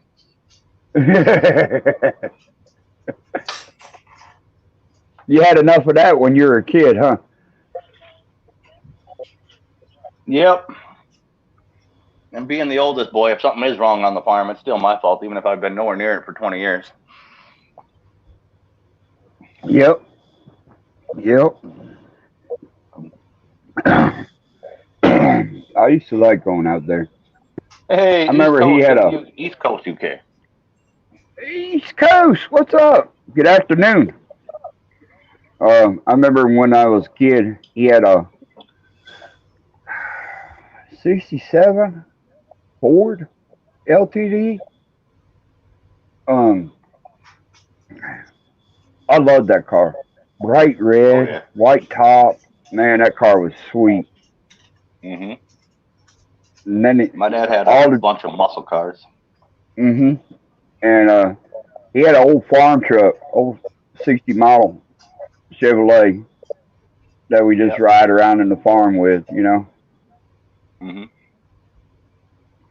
Yeah, we have a bunch of those, and he's got a bunch of them that he keeps in his garages, and one up in the Hey, Quonset. Tan. Hey, What's Tan's up, World, what's Tan? going on? I make her blush all the time.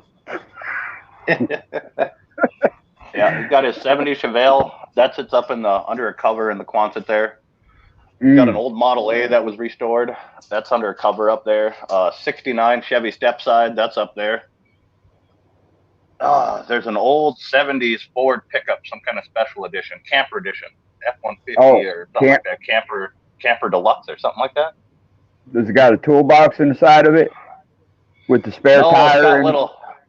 No, it's got little step pockets on the back of it, and it had something to do with the heavier springs and a bigger motor. It's a two-wheel drive old pickup. Mm-hmm. I think it had something to do with they were made. Those were built to put those big slide-in campers in the back of. It's a '70s model. Yeah. I Yep. think is what it's about. I don't know. The old fleet side. That thing sits You up probably there. remember. Yeah. You probably remember the old fleet side used to have the toolbox on the passenger side, Yep. up next to the cab, and then Yep. some of them on the passenger side had the spare tire that went up inside the fleet side. Yep. It dropped in through the box kind of deal. Mm-hmm. Yep. Yep. This one doesn't have Yep. that, but it had a special motor from Ford that came in it, a 400, but there's something to do with the setup of it. Probably. You don't think it was probably the 428 or 429? I don't know. I know the thing gets up and it shits and gets. I'll tell you that. Yeah, I bet you it does. That and it came in the '70s. It came with 17-inch fucking rims and tires. Did it Peel the really? blacktop right off the road. Yep, 17-inch Farmall tires that came on it. Huh. He has replica tires of them that he got from Coker. Mm-hmm. Put on the thing, you'll peel blacktop right off the road in that something, bitch. Wow. You hit it, you dump that clutch, and you're on that gas, boy. You're freaking going sideways down the road, and blacktop is Mm-hmm. flying. I got my ass beat for doing that. That truck is like mint condition. It kind of was his baby. I don't know if it was like one of the first ones he had or what the hell the deal was, but I don't know why he babies it so much. But I was able to take it to run into town. We live right kind of outside of Wimbledon. It's a little town. And he ordered Right. some parts in, and they came in, and I was sent to go get them. And I dumped that clutch getting onto the highway and freaking shot blacktop and tar and everything all in the fender wells. And holy Lord, I got beat. Mm. He knew exactly what I did when I got back, and he seen all that tar and everything else stuck in the fender well. And Did it come with a factory 4-barrel? that's a 4-barrel on that, yeah. Yeah. That was probably ordered. I know it gets up and moves, boy. Holy crap. Speedometer stops at 100, and it doesn't take you very long to bury it after that. Wow. I had a 72 LTD wagon, 9-passenger. Mm-hmm. It had the 400 in it. And God, that son going to skin it back. Yeah. Yeah, they freaking, them old ones get up and go. And it's so weird. You hear the horses that come out of them and stuff like that. You know, it's not even very high. It doesn't seem like it's high nowadays when you're, you know, Yeah. cars are pushing up 700 and 800 and shit like that out of the factory. But good God, did they get up and move? Well, what is it? I was told, I could be wrong. When I had the 352, 390, factory, they were pushing 300 horses. The motherfucker trying to run off with my boot. You're not chewing up my boots.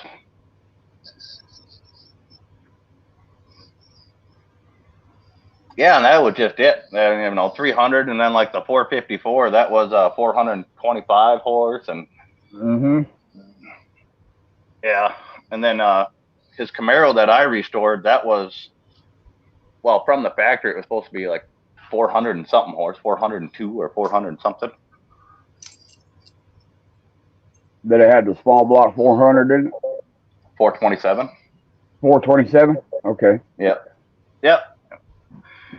And then I pulled the engine, and we found another 427 out of an old van, an old big ass conversion van, and we built that engine and put it in it. And then I saved the numbers matching motor and put it back to factory completely.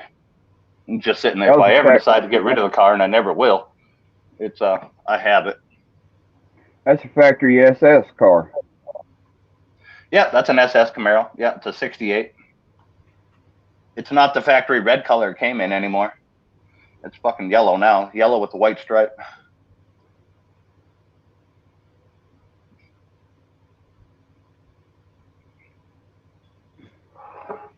Come on, Nick.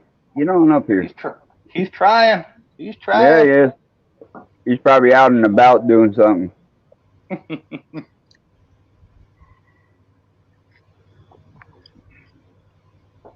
I'm trying to help him out, trying to get his channel up and running better.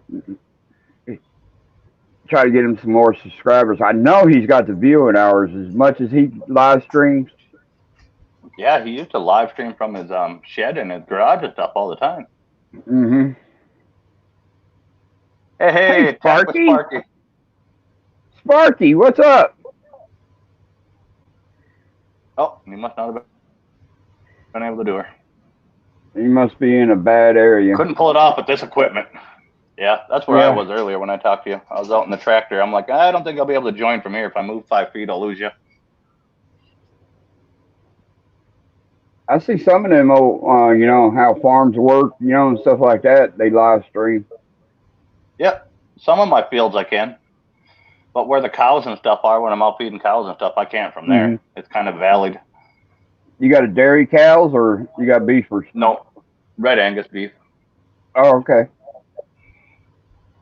We started out with black Angus when I was little. My dad just got sick of them. They're not temperamental animals. Well, they're temperamental, all right, but I mean, they don't have good temperament. They don't take the heat and stuff very well. Yeah. They're very temperamental animals. Yeah. Yeah, they don't take heat very well, and it makes them very freaking ornery. But red Angus takes the heat way better, and I think it tastes better personally. But we had my ex-girlfriend plowing my garden once.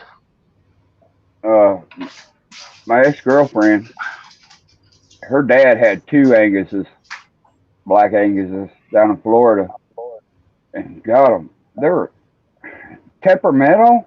Lord Almighty, are they ever? Yep.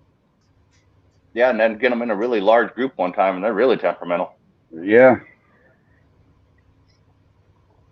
The red Angus isn't so bad. And they grow just as big as the black ones do. Yeah.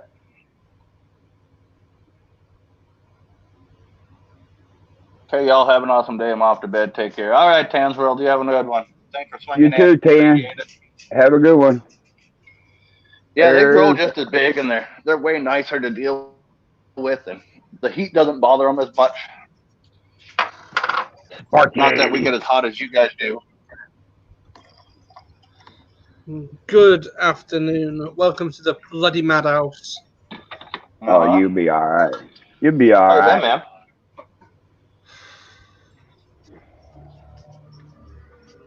I've had a Get coffee. crazy old week. Really? Paperwork this thick, right? Uh-huh. Just for my disability. How stupid is that? Really? You gonna make it this time, Nick? He's trying. If not, he's gonna definitely give it his best shot.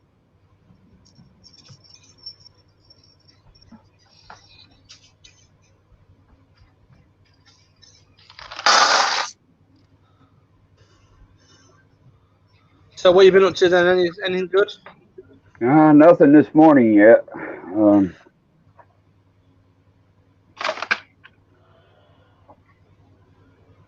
Yeah, well, I've had paperwork to do, got the doctor to look after. No, he How's the can't wife? make it. The wife's okay. She said I've got her front teeth removed. She's got new teeth in. And yeah, it's costing us a flipping fortune getting it sorted. And the government in the UK now is absolutely crog. Not good with anybody. It's like they don't care about anybody but what they can make or lose to people. Give people losers. Mhm. Stupid. Is he going to get in, Nick? Third time's the charm. He's Big gonna money, try. no He's whammies. been Big money, trying. no whammies. He's trying. Hey! Did Made he it. make it? All Yeah, right. he made He it. made it. Hey, Mike, look at that! Look at that green icon box behind him. Blimey, I yeah. know that is way too bright a green. Do you notice though? There's not a single greasy fingerprint on the thing. Oh, he was mad the other night, man. You ought to seen it. He had to sit there and wipe it down and everything. He still got the film still on top of it. Oh, he buffered out again. Mhm. He still got the film still on top of the stainless steel top. Oh yeah, mine does too. I have mine are an Icon. Mine are I ordered them. The heck are they? But I still got the white plastic film on the top of them too. I hadn't taken it off. I ordered a blue one and a black one. Bought that size, except for I have the back and the top. Okay, you got the hutch. Yeah, yep, with all the little pegboard things in it. Mhm. Yes, I know. No. Take care, Brandon. Good to see you, man. See you, Thanks for swinging Brandon. in. Why am I Appreciate saying you, this man. like I like keep telling this to people like it's like it's my stream. That's okay. That's Feed the okay. chickens, get a part for my tractor. Yeah, screw that. I've done enough part running for tractors this week. You can do all that you want there, Brandon. So how is everything on the farm then, Mike? Absolute bollocks. Bullocks, yeah. Bullocks, you get plenty of them, bullocks. Just started trying to harvest. Got one combine down already. Got to have a new engine. John Deere, No, New Holland. New Holland. Yeah. Mm. Not like it's a real big deal. We got 3 other ones. Do you? Yeah. My dad, being the tight ass he is, we have one that's still sitting out in a field that caught fire. Well, can you think we can salvage any parts off of that? No. Mm-mm. Hey, he's back. Now I made it. Ah, you made it finally. Yeah, well, laptop wouldn't work, so I figured I'd try. Oh, Uh, oh, uh-oh. oh. Uh-oh. He's gonna go. He's gonna go again. He's probably hot spotting it because I don't think he's got Wi-Fi out there. No. No Wi-Fi in the shed yet? Oh, I got my Wi-Fi right behind me. Mm-hmm. I got my Wi-Fi there, and the wife's there. Wi-Fi's there, and the wife's there. Mm-hmm. Yeah, mine's right here behind me when I'm sitting there. Well, I'll tell you what, the best thing I ever done is bought that stupid one for gaming. That thing's a high-end one for gaming. Man, streaming off of that thing is a joy. The only problem we've got at the moment is the Asus one. We've got the gaming one. We've got as an update past 2 weeks ago. The update, and now it turns itself off at 9 o'clock, and it reboots at 8 o'clock in the morning. So I turned it off ridiculously, and it's like the framework set it up that way. Oh, for God's sake! And then it comes up with all these like Google Django's. Weird. Mine doesn't do that yet. No, I'm glad it doesn't do that either. I don't lose many megabytes a second through it. That's what I enjoy. We pay for 1,000 up and 1,000 down, and I get about 750 to 8 something out of it. Yeah. Hmm. Yeah. Mama Sorry, just woke up. I had a That's customer. on 5G. You're right, mate. Hey, Sandra. I had a customer come in telling me that the lawnmower he bought off me 8 months ago with a Briggs & Stratton 3.5 Classic, the chokes never worked on it. He's not happy. Took you 9 months to tell you that? No, I just informed him that Briggs & Stratton 3.5 Classic doesn't have a choke on it. So I'm not quite sure what he's on about. Got a primer bulb. So it's got a bad spark. It's got electrical fault somewhere. By the sounds of it, it's running a bit jittery. Where you at, Nick? Are you still there, or are you just? Hello, I think Mama. you got frozen. How you doing, darling? He's got the right idea though. If you cut your video, sometimes your audio comes in great. Yeah, we solved our problem. We've got LTE router now in the loft. It's picking up pretty good now. I got my Hawari. It's absolutely brilliant. It hasn't missed a bloody beat, that thing. No. No, I see that. You've been on that thing for a while. Yep. I'm on my Note 10. Yeah, really good. I don't know why. I got my laptop sitting right here. I could have joined with that. Mm-hmm. Right, let me get the rest of his cables finished up off, and that'll be ready for a Sparky tomorrow. Let me turn my camera around. I'm running up this end of the shed. Looking nice. Let's get in there, just doing a bit of electrics. Just running the ring main in, Sparky. Doing a ring main. Good on you. Just remember you to earth the sleeving. No, don't worry about the rest of it. I've done the 2 earth sleeving. Because the air sleeving, the people will always miss that out. And like, you know what I mean? Well, the thing is, technically, I hear what you're saying, right? But because these sockets don't have an adjustment lug on the right-hand side, Yeah.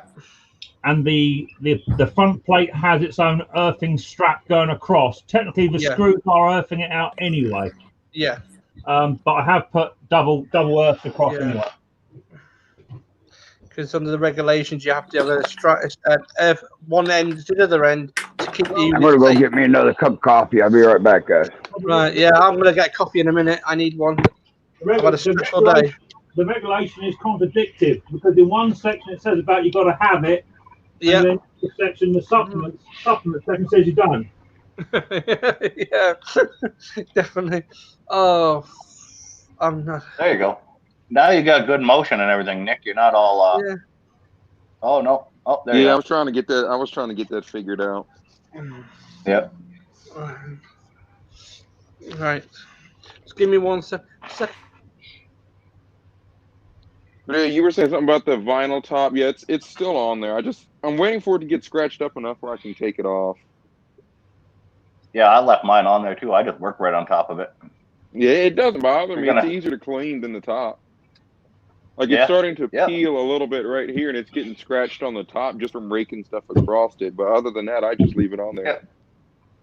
Yeah, so do I. I left it on both of mine. I figured it'll last. It'll give me like a secondary top. It'll be on there for say 6 months, and then I can use the actual top. Yep. I mean, I'm happy with it. It's a nice box. Only thing I don't like is that the power outlet, if you put your phone charger in it, when you open the top drawer, it hangs on the drawer. Oh. Oh, that. Yeah. So you have to Ain't kind of good. you have to tie it around on the handle so that the charger Yeah. stays up this way. Yeah. I didn't order any of the power outlets when I got mine on the tops or on the side. Mine only has the power this drawer. one it comes with 2 USBs on the side and then two USBs on the front and 2 110s on the front. Yep. Plus I only there's ordered another the power drawer. Yeah, this one has a power drawer too. There's what? 2 USBs and let's see, there's what? 6 110 outlets in there also. Yeah, I think So that's what I got. It's there's- like 8 110s and a couple USBs. Yep. Yeah, so there's 4 USBs and 8 110s on it. Yeah. Well, the difference Yeah. is though, is you bought that for personal use. Mine's like on the farm where we have a diesel mechanic. I don't need him playing on his phone anyway. So. Yeah. Well, mine, I was looking at a different box. I had a Craftsman 42-inch, and I was having too much stuff to put in it. So I was looking at different boxes, and I looked at different ones. And this one I liked it because I could add to it. Yep. Like I could put a cabinet on the top or on the side. I could put a hutch on it, a locker on it. Mm-hmm. The best upgrade we ever did to one was putting a fridge and a microwave on the side. There you go. You said, yeah, I could put one right here, right on top of the file cabinet. Yeah, they make them too. You can hang them on the side of them. Yeah. They'll bolt right up to it like a side I'll be cabinet. right back in 1 second. All right. That was the best upgrade we ever did. The guys love that. Oh, I imagine so, man.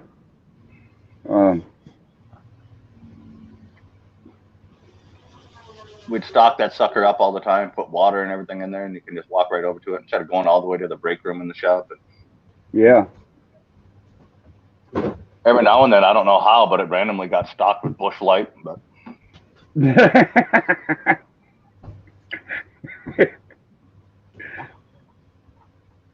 I tell you, my wife, she bought me a refrigerator, apartment size refrigerator, you know, yep, motel size.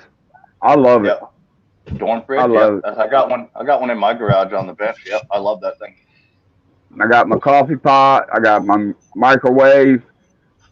So I don't have a microwave out there yet. I don't have a coffee pot out there either. Not in the garage. I even got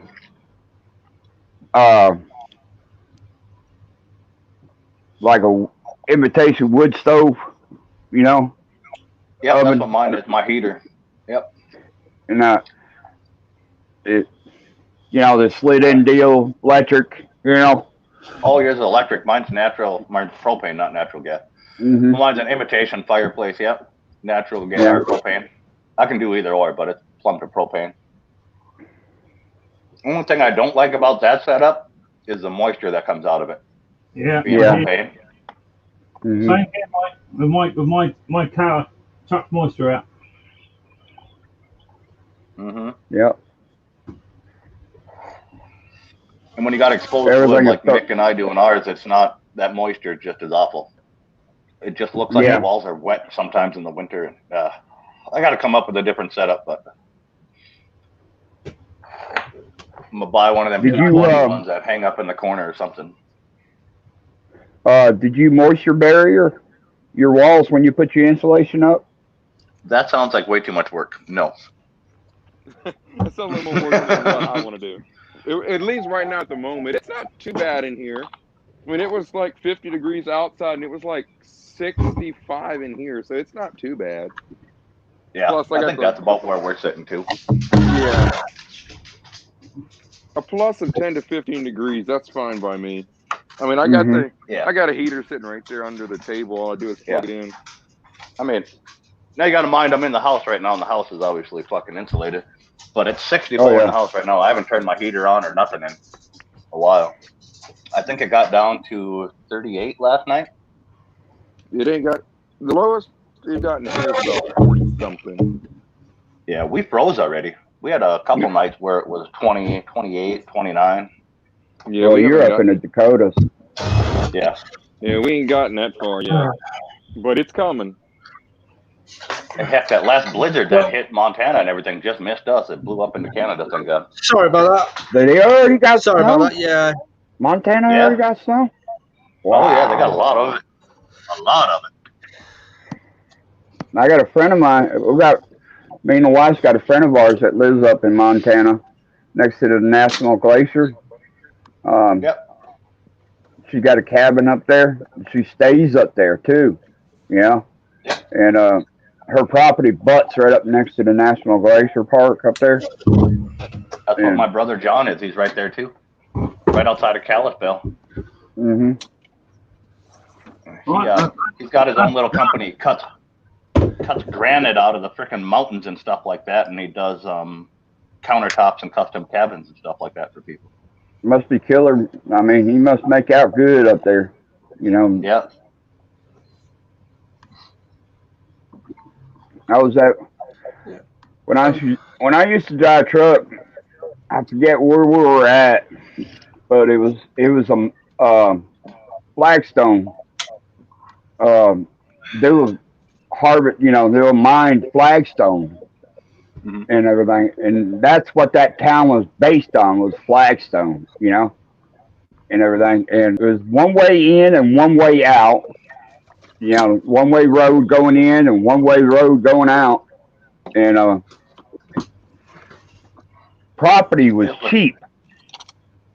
You know, you could buy an acre of land for like $500. Oh, dang. But the problem is, once when you left town, that's as far as the water lines went. They didn't go no further. Oh. You know. Yeah. So you had to go in and get your water and truck it back out. Heck yeah. Either that or you had to try to get somebody to dig a well. Really? All right, AJP. You have a good one, man. That'd be my electrics all done. All right. Well, until it goes bang. That's always the fun part about electric, yeah. It's done for now till it won't go no more. Then you just stop, fix it again, and keep going. Yeah. It'll be so nice when it hooks it up. 10 sockets, lovely. See you later, garden machines. No Yeah, joking that's around. one thing I wish I would have done in my garage is just put in more outlets. Yeah. I thought I had plenty when I put them in there. Nope. No. And power strips are not always the best thing. Nope. No. Let's not even bring up power strips. Damn, I got a lot of them hanging up in there. Easy way to turn one outlet into 7. Yeah. Yeah.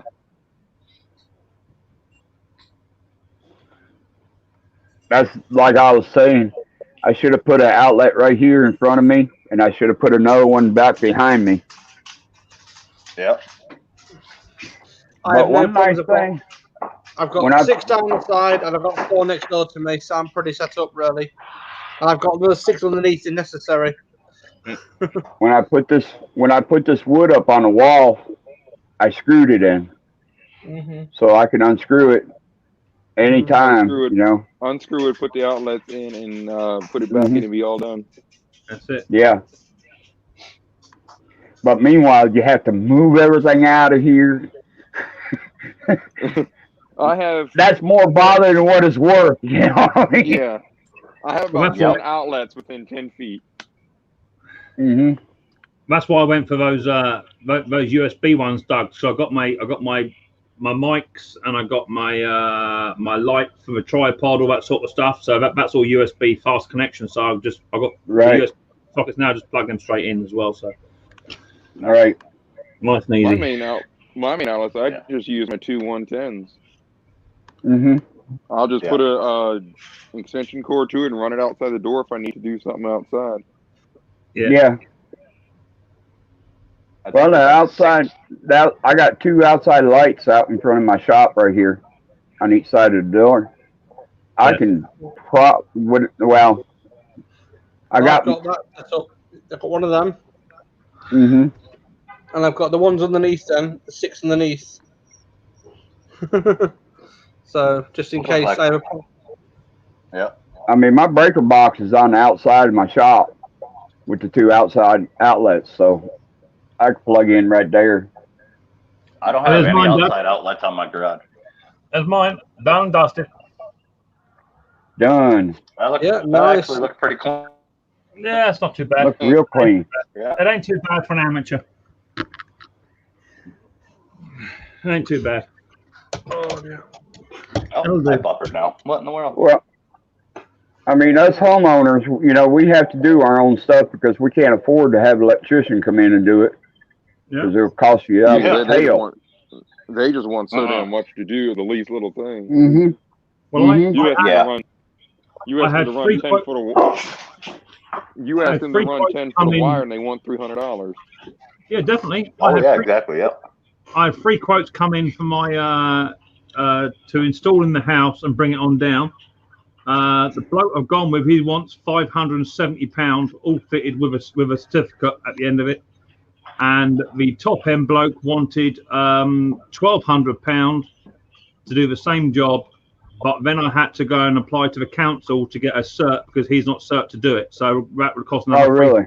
top. Yeah. That's crazy. No. Jesus. If he's not cert to do it, then he just don't do it.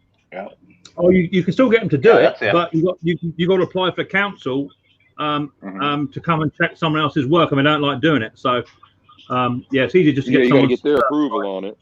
Yeah, exactly that. So yeah, I got some young Polish fella. He's come to do it for £570 all in. Yeah. That's That's why I included- haven't plumbed 220 in my garage yet, because I got the quote from them on that, and I can't do it.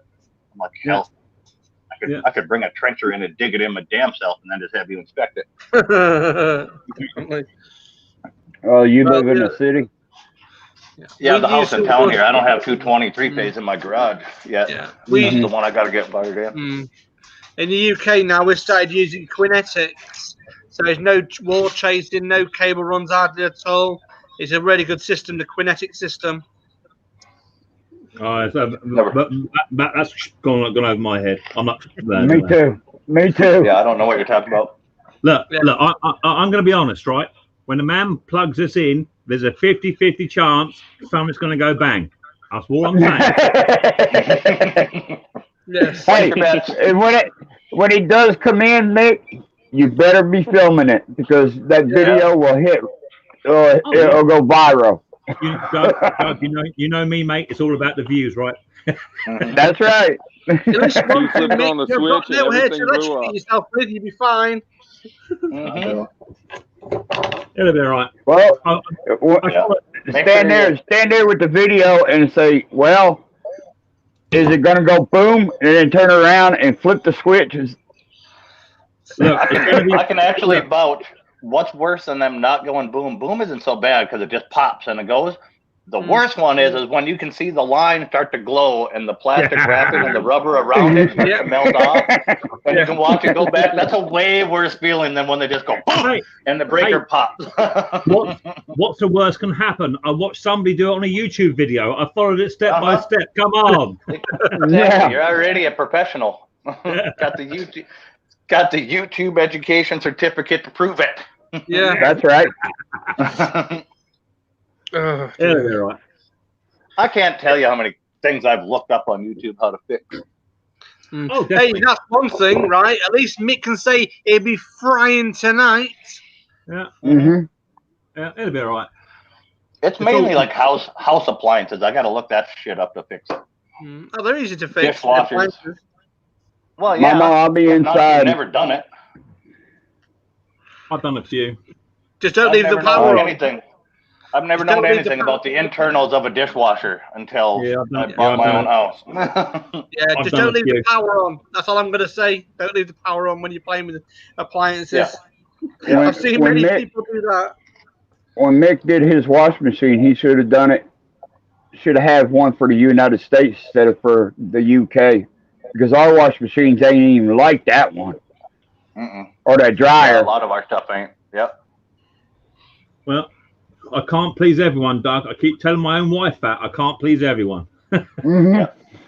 Well, like out at the farm, I've messed with like our water heaters and stuff like that. You guys got boilers and double boilers, but like our water heater on the farm, that's all natural gas. Yep.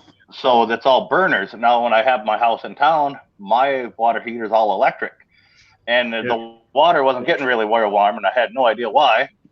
And then they were telling me I have to replace one of the water heating elements. Mhm. I don't know how to do that. Right. Well, I didn't know how to do it. I know how to do it now. And then I definitely didn't know there's a special tool to take them stupid things out of the side of it. Side of it, yeah. Yeah. You know what, Mike? You know what, Mike? Sometimes it's easier just to say to someone, there's $200. Just get it done. Just get it Yeah.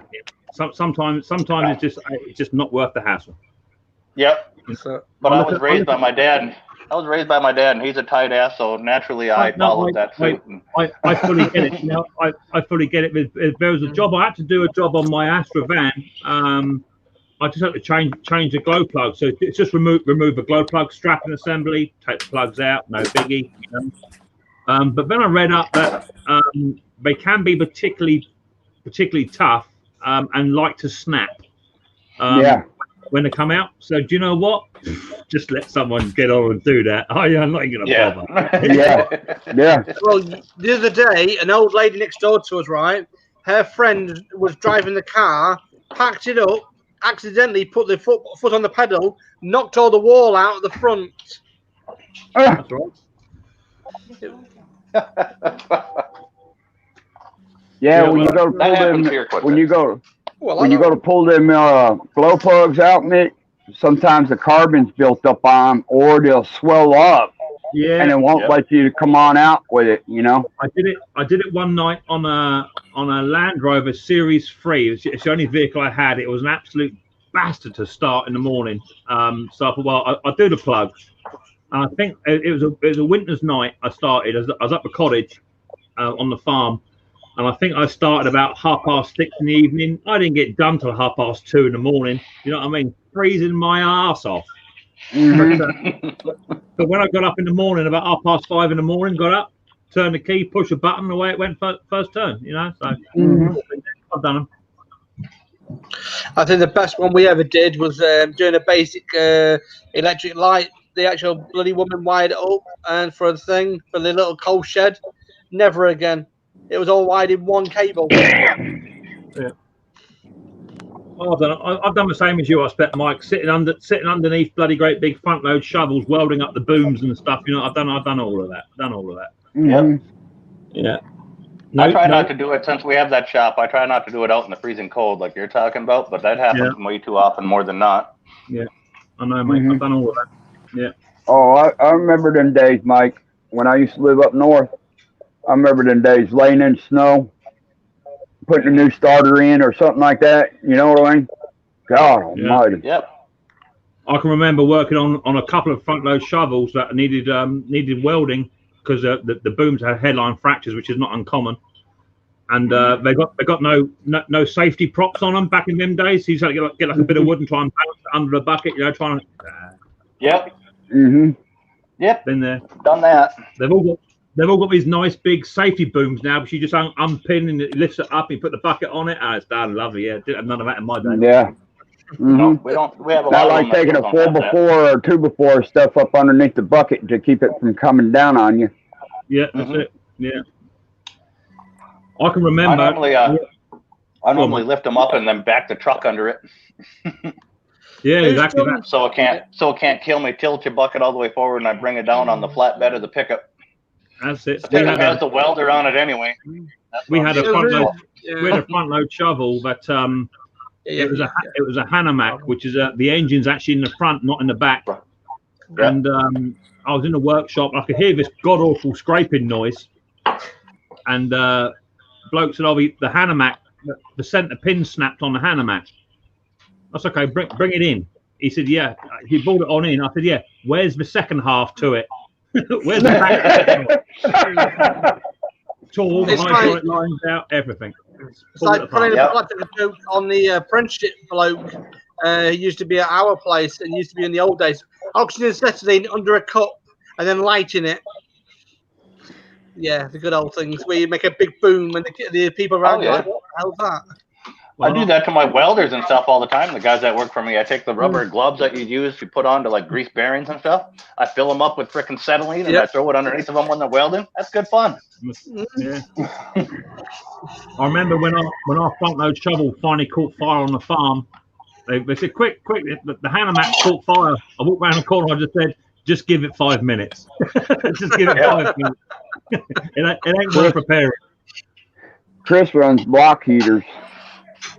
Yep. That's block heaters. That's how I had to shave my hair off there, Mick. The exact same thing you were just explaining. Yeah. My dad snapped the center pin on the payloader, that high carbon steel pin. Yeah. And it bolts in from the side. You got to shove it all the way through, and then it's retained by a C-clip, or I think you guys call them C-clips. Yeah. A C-clip on one end, and then there's a bolt through a flange on the other, and it blew that whole bolt and everything right off of it. So he was just going to weld it. Well, he didn't preheat it. In high carbon, you have to preheat. And I was dressed up for a meeting because I got a bid for a job on an airport. But I had to weld it real quick before I left. So I fired up the welder and I preheated it with the acetylene torch and a rosebud end. Brought it up to temp, and I was leaned way in because I was trying not to burn through my freaking dress shirt and get sparks on me. So I was leaned way forward and went outward. And the hot sparks left my welding rod and went over my helmet and landed on my hairspray. I had my hair all done up. Yep, went straight up in flames. I was like, man, it's awfully bright in here. All I can see is myself. It didn't burn me at all. I didn't get burnt at all. I really didn't even know I was on fire at first until my dad come running at me with the fucking rag and tried to tackle me. Yeah. It was just burning the hairspray, so I ended up shaving it all off because it stunk something god awful. When we was doing the roofing, that was the best one I ever did. I didn't mean to leave the gas on, but yeah, I did. And I was doing the roofing, doing the bitumen. Never again. We used to work on a big production line on one of the farms I used to work on, and it was powered by multiple tractors with pulleys and belts. And the safety mechanism we had, the line did 3 different jobs. It cased, it spawned, and it filled. Okay, and the safety mechanism was 3 aerosol cap cans, and you had a blue, a white, and a red. And when you were casing, you took the red cap off, and that you couldn't touch the other 2 because they had aerosol caps just put over top of the buttons. So people could work on parts of the line that weren't in use. And we had these big 200-liter drums. Tipped sideways, they're empty, welded together, and they had these big spikes on, a bit like Sonic the Hedgehog, if you can imagine that. And they were used to backspin the compost. So the compost come over, it spun one way, and then below it spun the other. And he was working up on the filling side. This old boy changing a bearing that had gone slack, and the fellow was on the buttons mucking about with the machine and relying on it going. There's forklifts and dumpers and tractors running everywhere. And by mistake, he took the cap off to change a button over. And he kicked the filling hopper in, and fortunately, because they're direct drive, you get a buzz in the motor about 2.5 seconds before the drum starts to spin. And he was lent right over the drum, putting the bearing in, and he heard the buzz, so he come out. And next thing, these 2 big 200-gallon drums welded together, just spinning at about 4,000 RPM in front of him, about 3 inches in front of his face. Could have killed him. Oh, yeah, easily. That'd have been my last day right there. Right, Doug. Yeah, really. Go, Doug. Mrs. P's on the phone. I'll be back later on. All right, man. All right. Catch you later. Bye-bye. Take care, mate. Bye-bye. Yeah, no 10 more minutes. Messing around there. The good old days. I Another 10 more mean, minutes. you used to mess around in the metal workshops and all sorts, but you can't do that these days. You know what I mean? There's too many Yeah. snowflakes in your world now. Yeah. Well, ours is all private, so. I mean, it's like the other day, I was doing some electrics the other day upstairs, and I tell everyone, do not ever turn it back on or lock it out. But so many people try and mess around with stuff. I'm like, if I tell you this, don't mess around with electrics. It will get you. Is that Jonathan W. Chris? Outcast? Is that Jonathan W. you talking about? From a candle factory. Yeah, there's a guy called Fred Dibner in the UK. He died a few years back, but put it this way, he was a lunatic. He had a steam engine in his back garden. He did all sorts. The guy was amazing. Yeah. We don't have one that's powered like that. We don't have one that was, I'm guessing that one's used to like power the factory, the steam engine. We have one on a tractor, an old McCormick Deering steam engine tractor. Hey, Robert. But we don't have a but powered version. I think that'd be huge. Hey, Robert Waters. Yeah, I've had a crazy, not crappy week, but crazy week at the same time. I think Would you your head say? ear sets is dead, Mike.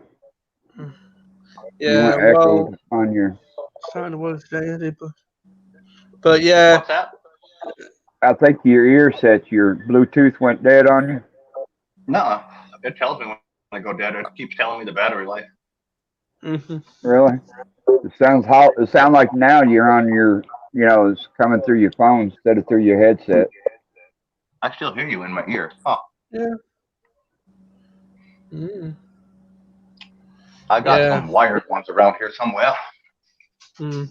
Yeah, it's just like they're trying to explain why epilepsy is not a medical condition no more in the UK.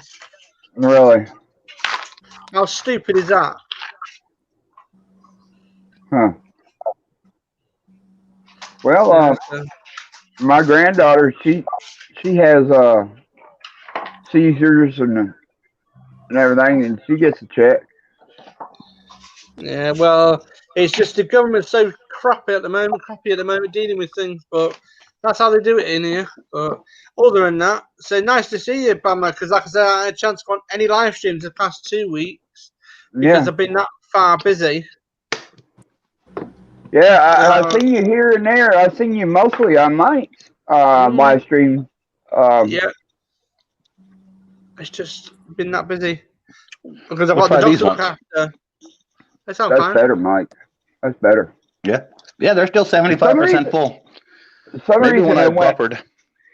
Yeah, maybe when I buffered, they kicked out. I don't know. I could have reattached them, but it seemed like it went to your phone because it got echoey, Yeah. Oh, yeah. But no worries. Shoot, I'm still using my $5 headsets.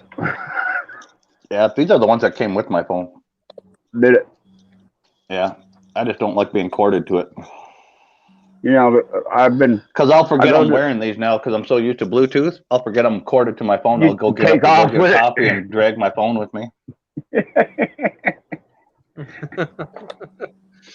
Oh, dear. You probably heard of the store, Mike, 5 and above or something like that. Yep. 5 and below. Yeah. You can get these headsets and gaming headsets for like $5. Yep. I paid good money for them Bluetooth ones too.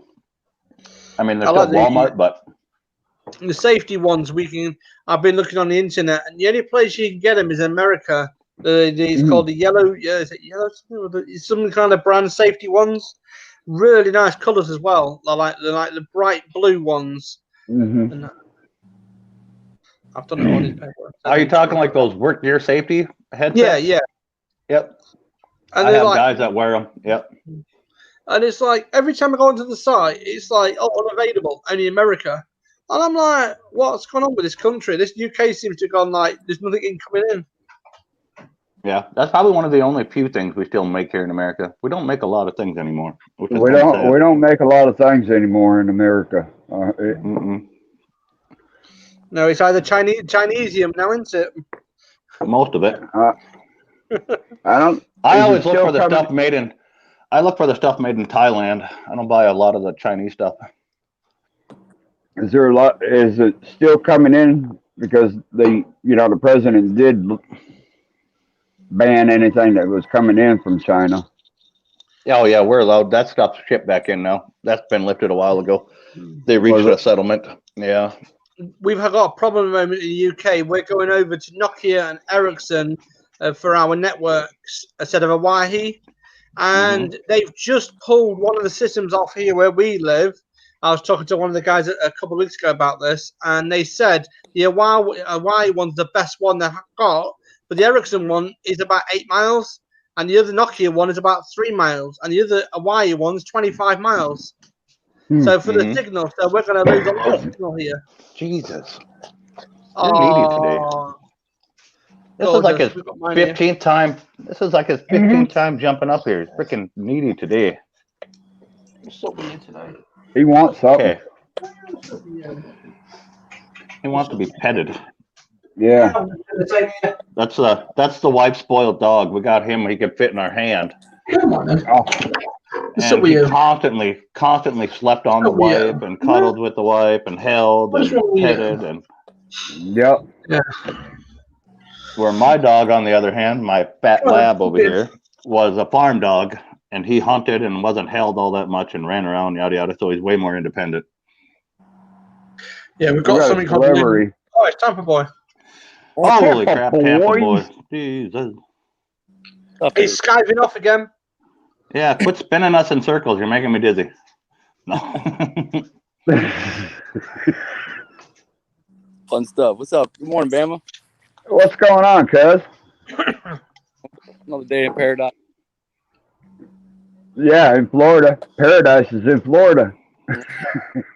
Oh yeah, COVID Central Paradise. Yeah. Just give us a minute. Actually, you guys ain't even COVID Central anymore. By population and by per capita, we are. Stupid. Really? Yeah, North Dakota is. We have the highest spike rates now, the biggest growth in it. Oh, wow. Because we don't have Dang, to I wear didn't- masks or nothing here. We don't have to wear masks Oh. here, nothing. Our kids are all back in school. I can go to the store and walk in and walk around. And they tried to mandate, when the spike numbers came out, they tried to mandate that we had to wear masks out in public, and it got shot down huge. Really? Yep. Hmm. There's only a couple stores in our town that actually will physically stop you and require you to wear a mask when you go into them, and like they've been shunned. People don't go there. This is the one we're looking after. Oh, really?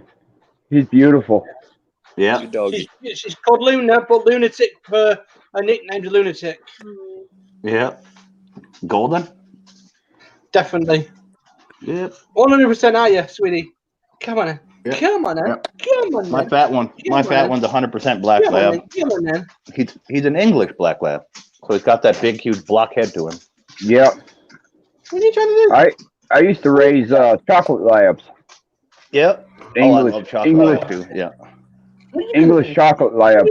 The big block head. do? Yeah. I love that big block head on him. He was my first lab I ever had.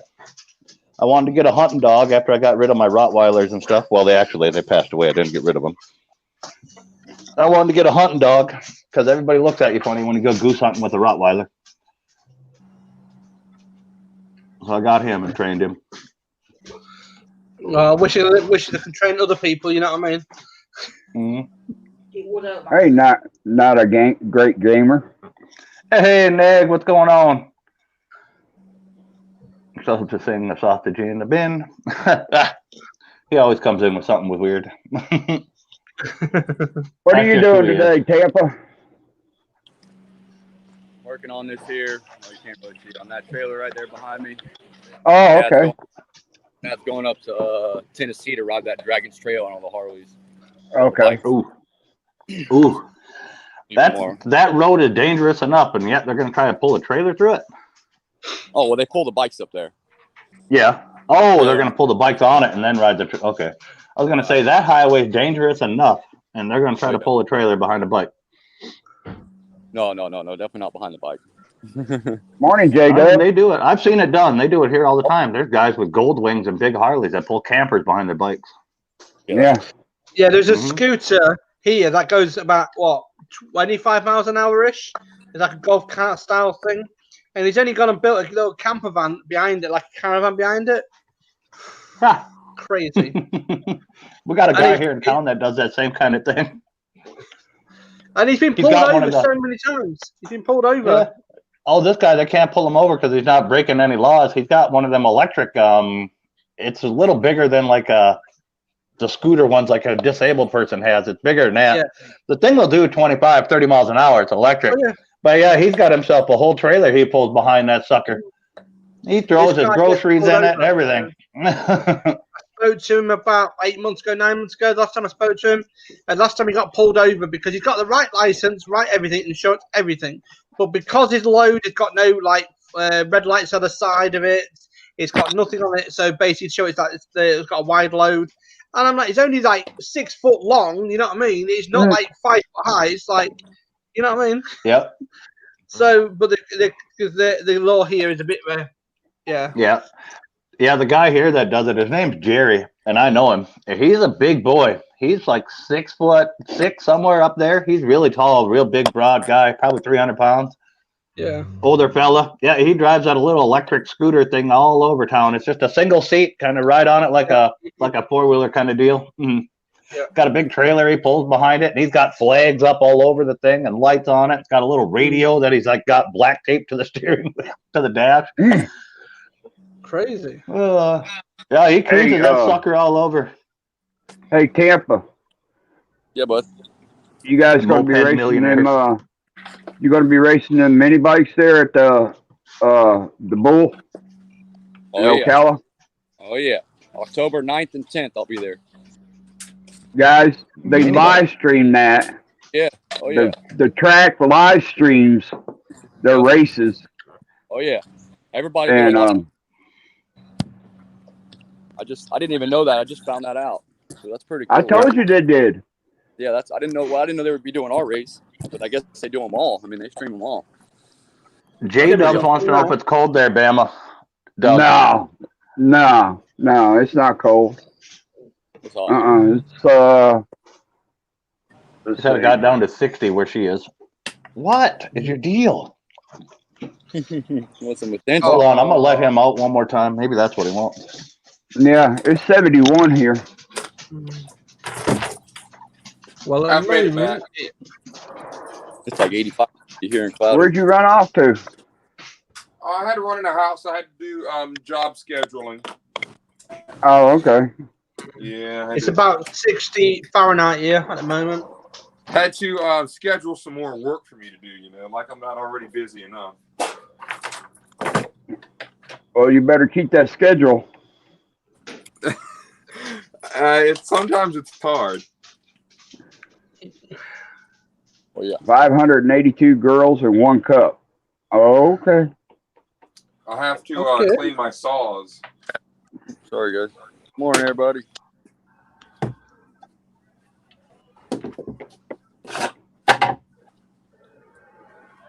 So that's what I have to do now. I got to clean all my stuff up. So how So at many least- people's going to be there, Tampa? There's like 40 bikes pre-registered for just my event already. Oh, really? Yeah, so that's just the one race. But they have more races. I mean, they have an anchor class, they have a 3-wheel, 4-wheel contraption class. They have Uh-huh. that TC class. So there's it's pretty big. It's pretty Are big they event. Are you guys going to be running the circle track, or are you going to be running this part of the circle track and the inner track? And the inner track too, right? We go around the whole oval, and then we kind of do like a figure 8 through the inside, and they have jumps on the inside. Because they run them side by sides there too. Yeah, You know. I'll be running that same kind of track like they run. Okay. Through the infield and all Okay. that. Yeah, it's gonna be fun, man. I'm excited. I can't wait to go. If you can, the next time when you live stream, put that link Yeah. of their page, so that way there, you know, because I'm already subbed to it. I've been subbed to it. Heck yeah. Yeah, it's a cool place, and we're going to be doing a bunch of events there too. Like this is just the first one of many for Oh, Tampa Doug, Bay. I gotta hear this part of that rag that I was telling you about yesterday. That thing looks like it's seen better days.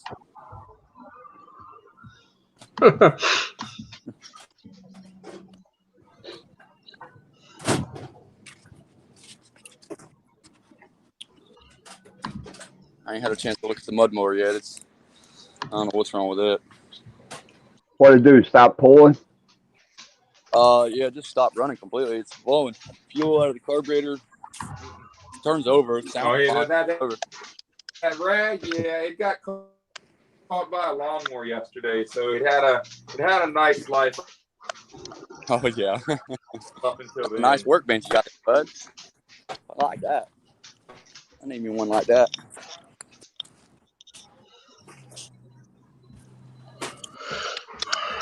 Did you recess that 6-way you said you were talking about, or did you put it on the side? Nick. Client Graphics. What's up, buddy? If I was you, Nick, I'd get rid of that vise down there on the end. It had a nice life up until it met the lawnmower. So I'm it not- had a nice life up until. Yeah, I'm not joking either. I got 3 of them. Every one of them are stripped out. Really? I got Vice Yep. in like the 30s or 40s. I think it's Yeah, those are the good ones. Those are the good ones, though. Yeah, I'll walk over to it. Yeah, I got 3-4 of those vices, Nick, like that. And that little piece that sits down on the screw, that half nut that allows you to screw them in and out, will strip right out on you when you're trying to tighten that sucker down on something. Mine's a Wilton. Yeah, that's what mine is a Wilton. I can't afford them. Yeah, but those ones were cheap. Those ones came on sale, Doug, a while ago, and they come with the big green hammer that's unbreakable. The hammer's awesome. The vise sucks. Uh-huh. Oh, really? Yeah. Is it a Harbor Freight one or something? No, mine is Wilton. I'll be right back. And I mean, the piece to fix them is only like $13 for that little half nut, and that's what strips Yeah. out on them. Yeah. I'll be right back. But it's still just a pain in the ass. A brand new vise shouldn't strip that freaking fast. Mine hasn't stripped All right. yet, and I've cranked on mine pretty hard, and it hasn't broken yet. Yeah, it I doesn't have to- break. It's just that little half nut in there is soft. And I mean, it's Yeah. real soft. If you take it off and you can scratch it with your fingernail, it's like made out of like some kind of weird carbon, like a brush for a. Yeah, because I have For a I drill. have the hammer also. Yep, that's the same hammers. Yep. Yep, the Wilton hammer. Oh, it's a That's Wilton what I too. got mine was the vise and hammer. I was like, well, it's a green Yeah. vise. I don't use my vise that often, so I figured it'd be okay. Yep. And that's what I thought too. I'm like, oh, these will be good. I'll get 3-4 of them, place them around the shop. You know, I mean, they'll look nice. A vise is handy within about 10 feet of anywhere you're working. I got to run, guys. I'll catch y'all. All All right, All right, Tampa. Tampa. Appreciate it, buddy. All right. See you guys. Have a good day. But it's not about. He's got that new hatchet, Mike. The Milwaukee.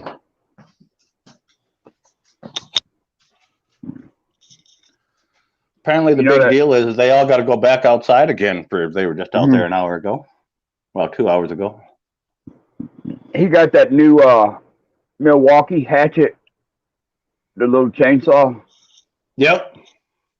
He's got one of them now. I always thought those things were cute. Steel came out with one too now. Yeah. Only thing I don't like about the skill one, when it starts to cut, you see this arm come on up, like it protects the Yeah. top of the blade. You know. Yeah, so you can't touch it. Yep. hmm I seen those. I thought they were cute. I was like, oh, I'm like, what the heck are you gonna do with that thing? Well, it's a good for homeowners. You know what I mean? Yeah, if you just cutting got to a little prune some limb. branches or yep. Yeah. The problem is Perfect it's for so that. short. It's so short. Yeah. You got to be up on a ladder and do it anyway. If the branch is high enough where you got to prune it, or What they ought to do is make a pole that you can hook to Right. that. exactly. what I mean? Move the trigger back. Yeah. Yeah. Yep. where you could plug like another trigger into it, you Yep. know, remote trigger, Yep. Yep. and put it on a pole, and then you can use it for a pole or whatever. Yeah, that would be awesome. Yep. I agree with that. That's like, Some of that stuff that they've been coming out with is all right, Milwaukee. I have a Mhm. lot of their stuff. The only one I've ever had a big issue with is the Milwaukee grinder. I've gone through 2 of them now. They're cordless grinders. They got a clutch or a safety mechanism in them where if the blade binds real quick, it won't kick back. hmm And what happens is something in that clutching system with that safety goes out, and you'll hit the trigger, and you can just hear it. It's like it's clutching out, but the blade will never spin, even though you're touching nothing. yeah, it's like an overload. Yeah, yep. But if like Mhm. that blade ever binds on you when you're cutting through, like with the cutoff wheel or something like that, it'll kick out. So instead of kicking Mhm. back at you, but I don't know how it does it. But every now, like now, the 2 that are shot, like you hit the trigger even if you're not touching nothing, and it won't even spin. It's like that clutch is permanently disengaged. I wonder if are they still on this warranty? No, nope. They last about right up to the warranty. Yeah, what is it? 5 years think- on the tool itself? No, it's a year on a grinder. Is it? Yep.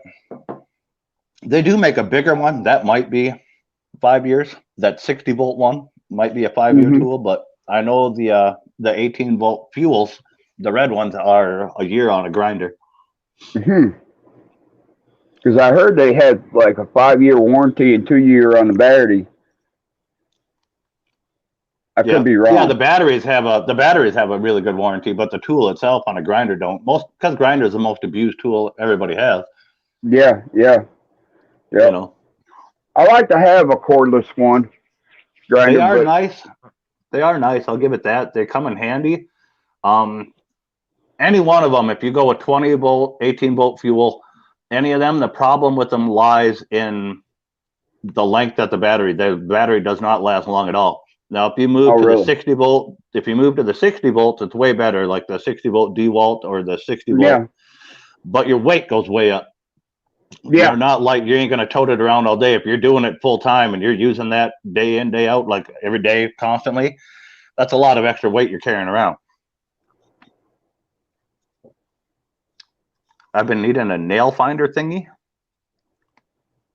A nail finder? A magnet? A magnet? Yeah, that's the easiest nail finder there is. Yeah, I got a 60-volt. I got the 20. Yep. DeWalt Flex 60-volt battery. Oh, yeah. Yep. You know, and I got the 2-amp, the little small 2-amp that came with the kit. You know. Yep. Boy, when you put that big battery on one of them drills, oh yeah. my God, man. Yep. Yeah, they come back alive. It's so heavy, you know. Yep. And everything. I love that little 2-amp, especially on my impact, you know, and stuff. And I love the 5. I'm gonna buy me a couple of them 2-amp or 4-amp. Put in it 4-amp hour one, but that 60-volt. I think with DeWalt they go up to 6-amp hour now. Do they? Yeah. You know, I have a few I of don't the need 6. that. I don't need that big giant battery on the end of it. I don't need it. Yeah, that Flex one, yeah, that's great for a certain thing. But yeah, like the grinder, the 60-volt grinders, those ones are decent. That one's lasted a long time, but there's weight there. And I have the 60-volt leaf blower, and I keep that in the combines and stuff. So when I'm done, instead of like, you know, going to the air compressor and all that, I can blow it all out with that. Yeah. Yeah. I've been looking at the Hart from Walmart. I've been looking at them. Yeah. But you know, I can't. Once when you buy something, you know what I mean. You don't want to. Sorry, J Dubs was talking to me in the chat there. You need a stud binder, not a nail binder. You need a stud binder. A magnet will work to find your nails. You just get a little neodymium magnet and you run it along your sheetrock, and it'll stick to the screw head that'll hold itself there. and you know where the screws and nails are. I can't see outsourcing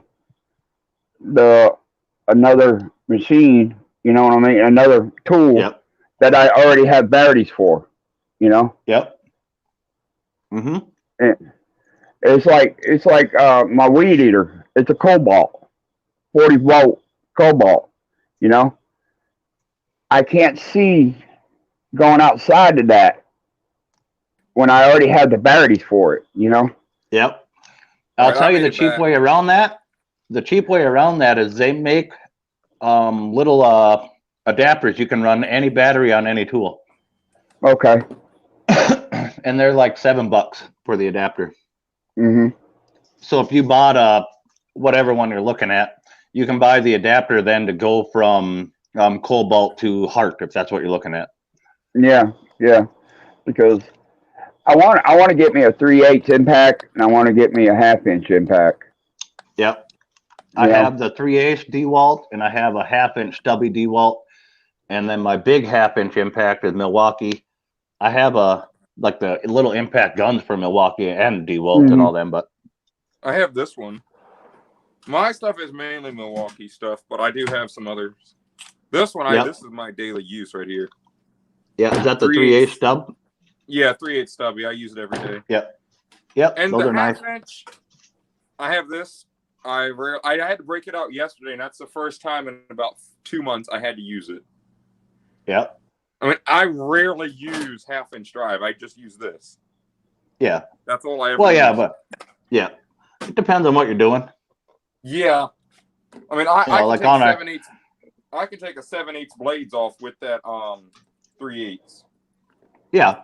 But like out on our farm, if you're going to try to break a lug nut loose on a semi, I don't think your 3/8 is going to do it. Yeah. Yeah. Yeah. Different tools for different situations, you know? Yep. Yeah. Yeah. Most I have of my the big. situations are 3/8 drive. Yeah, I have the big DeWalt 1/2-inch impact, and that don't like to break semi lugs loose, but that big fuel from Milwaukee break them right loose without an issue. Yeah, that's a bad machine. That is a bad Yeah. machine. Yep. I got That the is same a bad- Cobalt Naked thing is a beast. I just really heavy. Brandon from Small Engine says he's got that same one, Nick. Which one? The 3/8? No, No, the the half Cobalt. Oh, inch. the Cobalt. Yeah, Yeah, I the see. half. Yeah. Yeah, it is a little. And the only thing I don't like about it is forward and backwards. If you're running forwards, when you go to put it in reverse, you have to wait for it to respond. Huh. But see there.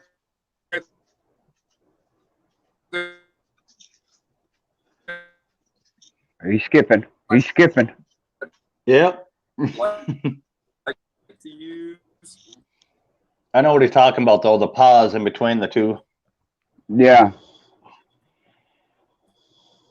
That's the same thing with the wall. Sometimes I'll hit it without realizing, you know, where the trigger's sitting at. Oh, yours just flops like that. Mine flops like his. My DeWalt's do. I got to push that little slide thing in and out. I do too, but sometimes I hit it, you know, by picking it up, by picking it up or something like that, you know. Yeah, sometimes I do that too. If I throw it down on the ground or whatever, it'll push it the one frickin' way or whatever. Yep. Mm-hmm. But I love the DeWalt. That's where. I love them. Yeah. I love them. Yeah, they're lighter. Only thing I just wish they'd make their big impact with a little more torque. Yeah. Because it's way Yeah. lighter than that Milwaukee. You'll know Client if you run that graphics. Milwaukee all day. Client Graphics, he's in the chat. He was in the chat just a minute ago. And he does a lot of variable of different tools. Yep. I don't know if you ever seen some of his videos of the stand-up of what tool will take the beating. You know what I mean? Yep. And he just did a impact one. You know, he tied both of them together and see which one is going to give what first. Yep. Yeah. Yep. I got you. Yep, And he them took ones. the DeWalt. He took that DeWalt, and they were fighting against each other. And the head got so hot, he poured water on it. It was boiling water on top of the head. Ooh.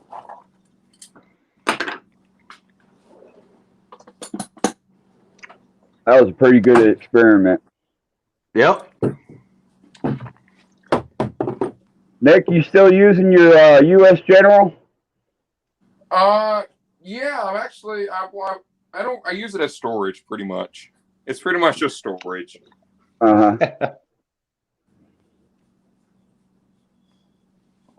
I was just wondering if you put your runoff overflow into it. That way, Yeah, if that's you what- got to work out in the driveway, you can tote it out to the driveway.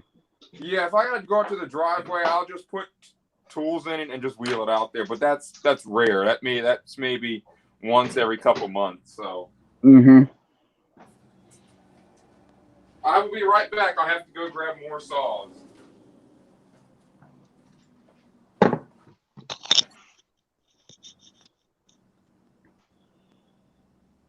Jeez, I've been on for 3 hours almost. Yep, 251. Mm-hmm. I'm going to have to get off here shortly. I'm out of coffee. Just about. I haven't ate breakfast yet. I did that before I left for the farm this morning. I still got to take my medicine. One power Here's tool. my M12 ratchet.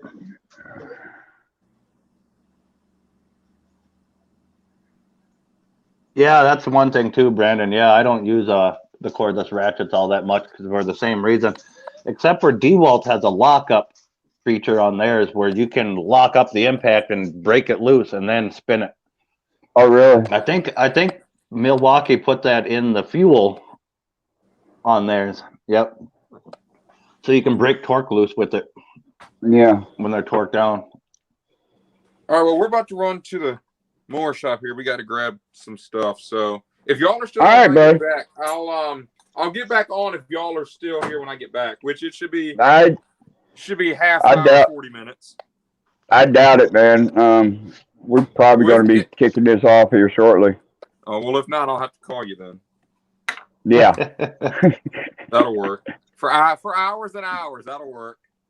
Yeah. We talk a lot. More than probably necessary most of the time. Yeah. Sometimes I question. I gotta have a Bluetooth when I talk to him because I can't get nothing done without standing around with the phone in my hand. I gotta have a Bluetooth in so I can talk. See, to him. and look, that's why mine are always handy. Yeah. That's why mine are always right here. Most of the time they're in my pocket. So if I need to call him or he calls me, I mean, it's right in my pocket. Yeah.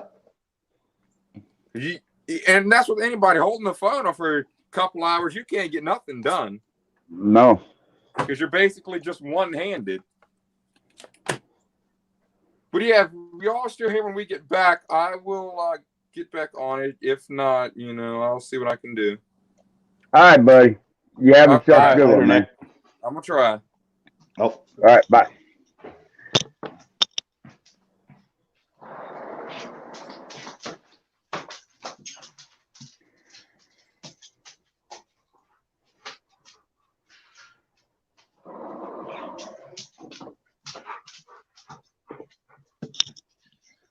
I'm definitely putting in a doggy door. Ridiculous. I'm never home like this time of day. Mm-hmm. So I think that's why they want in and out 1,500 times. Yeah. Yeah. I've been threatening to put a doggy door in mine so that way they can go ahead and go out in and out anytime whenever they want to. Yeah. And now they make them too. So, hey, Brayton, what's going on? Hey, But, Brayton. now they make them too. So, like, only your dogs can use them in and out. Really? Yeah, they got little chips you hang on their collar, and it tells the door that it's your dog, and it allows them in, allows them out, allows the door to actuate. That way you don't have, like, raccoons or something freaking coming through your house. Yeah, really. Really. See you later, Breezy. Yeah. That's what my wife said too, Brandon. The dogs woke her up at 3 a.m. to go out. I'm like, well, I'm glad it was you, not me.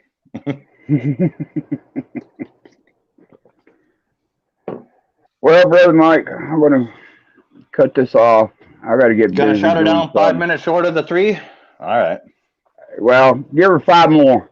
Give her 5 more. I'll smoke another cigarette with you. Ah, Yeah, I was thinking about Okay. going live here from the garage. I got to go out there and clean it all up and kind of do what Nick's Mhm. doing. I got to get everything put away. My garage is a pigsty right now. Ian Matthews, what's up, bud? How you doing? Hey, Ian. Laughing aloud, but I just came in. Yeah, I don't know if you've seen what I done with my tractor jack.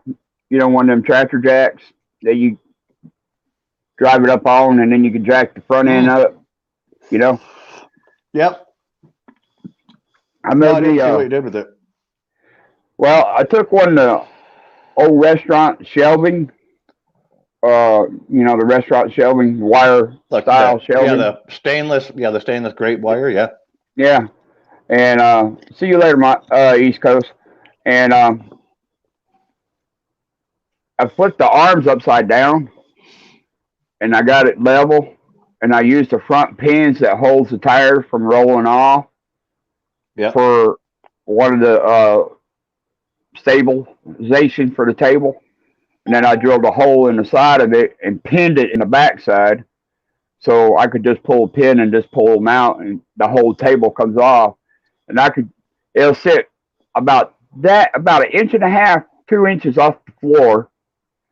I could put a push mower up on it and jack it up how high I want it. You know what I mean? Oh, yep. Yeah, I got you. Work on it at freaking normal height. Right. Yep, that's a good idea. I had to do something because I didn't want this thing just to be just sitting there just for that. You know what I mean? Yep. Yep. I always thought about building something like that, a little scissor lift table to put small things on and lift it. Mm-hmm. Save on your back. So I could take it off. I could put a tractor on it, jack it up, you know, and everything. And I put. That'd really come in handy. I got a you know that cable winch that's up underneath trucks and cars. Well, mostly trucks that lets down the tire. Yep. Well, I got one of them up in my ceiling, and I got a 1/4-inch drive welded socket to it, and I put I took the cable, cut the end of it off, wrapped the cable back around the eye. Yep. And I could hook a tractor to the back of it and pick it up that way too. Oh, that sucker will pick up a tractor, huh? Yeah. I put my impact on that joker, it'll raise it plumb all the way up. Really? And it won't go down. No, that's one of your lighter ones, I suppose. Though I don't. Will that pick up like an older riding tractor, like my old what is that thing? An international lawn tractor. That's all hydrostatic. Blah blah blah blah blah blah. Oh, it'll pick up my LT 1000. Oh heck, they'd probably easily pick that up. I didn't know they had that much power in them. It won't go down. It won't go down neither. Oh, yeah. That cable winch won't go down unless you make it go down. Yep. Because it holds that tire slam all the way up. Yep. Yeah, they self-lock up. Yep. Mm-hmm. Sure get does. a motorcycle table. Yeah, Brandon, that's what I seen. I seen a guy on YouTube build a motorcycle table, a scissor lift one for his dirt bikes and everything. That's kind of where I got the idea from. Like, that's a freaking grand idea. You can lift the stuff right up to height. Well, Harbor Freight sells those motorcycle tables. Mm-hmm. And a lot of people take their ramps that you use to pull them up, you know. Yeah. The tractors up in the back of the truck. They'll take the ramps and hook them up to the side of them, on the side, because the table ain't wide enough. Yep. And they'll drive the tractor right up on the top of the table and then lift the table plumb all the way up. Hell. I lift an older Cub Cadets with my Mojack all the time. Mm-hmm. Yeah, I think that's what mine is, Brandon. It's an International Cub Cadet. I think it's like a 72, but it cuts like a dream, so I don't ever want to get rid of it. Yeah. Yeah. They, That, and I got all the attachments and everything for it. And I got a snow blower and all that stuff. And, you know, you got it's not real sentimental, but the old man that lives across the street from me here in town, I do all this snow removal in the winter. You know, I have my skid steer and stuff here. I bring it in and my walk behind. So I do all this snow removal for him. And he had it restored a while back when he still lived on his farm with his wife before she had passed away. And it's really nice shape. But he brought it into town and asked me what I thought it'd be worth. I told him he could probably easily get $1,000 out of it with all the attachments and everything. And he just gave it to me. He's like, well, it's yours now. I'm like, oh, okay.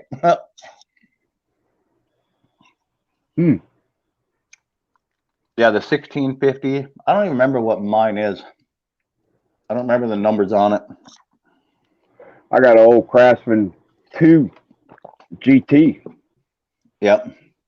With the 3-speed with the high and low in it, and the engine's horizontal, horizontal,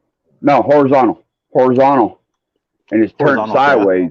Yeah, and it's turned sideways, and the belt comes from the transmission, twists, and goes up in front of it.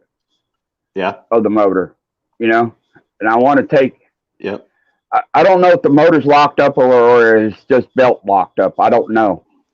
I haven't even messed with it, but I want to take it and turn it completely back around the other way and run the belt straight up off the transmission, straight up to it, because they are that way. Some of them are, and some of them ain't. The way mine is the shaft that comes out of the back has a it's leather still. It's the original real thick leather in between for like a U-joint. It's got that, and then it's a straight shaft to the hydrostatic, the rear end, and then the pulleys come off of the belt and turn and go up and loop on the clutch on the front of the motor. Right. Just like the old, the Sears crap, the old Sears, King horse. Oh God, the Sears. What do they call them things? Workhorse, Nate. or steel horse, or Nate's got one.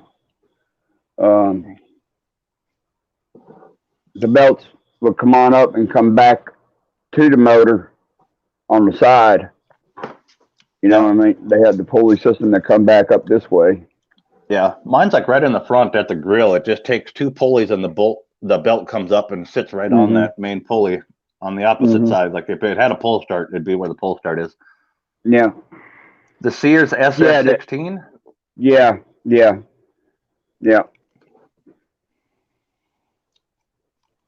Yeah, Sears used to come out, had so many things back in the day. This one here is the one I got is the gray 2-part hood. The hood folds up this way. Yeah. You know, separate from the sides. The sides stay on, and then the hood goes this way with the box front end. Straight Mine front used to end have. My Cub Cadet had little side cover pieces that kind of covered half of the motor. I don't know what happened to those. They went on there when I got it. I didn't even know it was supposed to have it, but I can see from when they painted it that he must have taken them off at one time to replace something, and they never got put back on. Oh, your Sears is the. I mean, no, your I don't Club have a Sears. Cadet is the new. I mean, your Club Cadet is the newer style one. 2-piece hood. It's got the sides onto it, with the hood goes forward.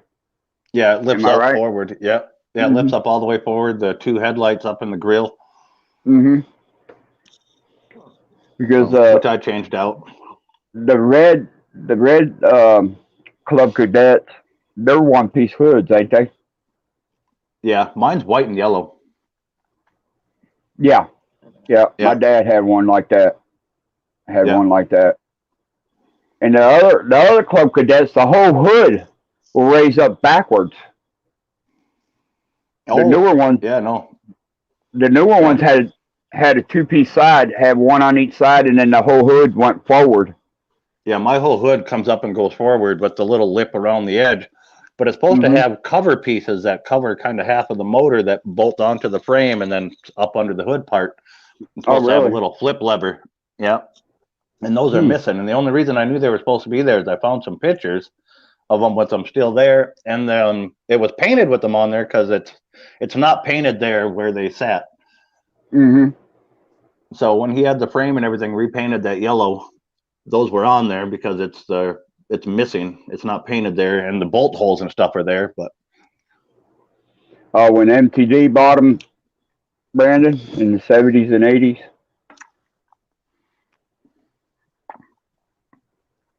yeah, I got to actually lift mine up. I got a small hydrostatic leak coming from somewhere. When you sit, it fucking drips out of there somewhere.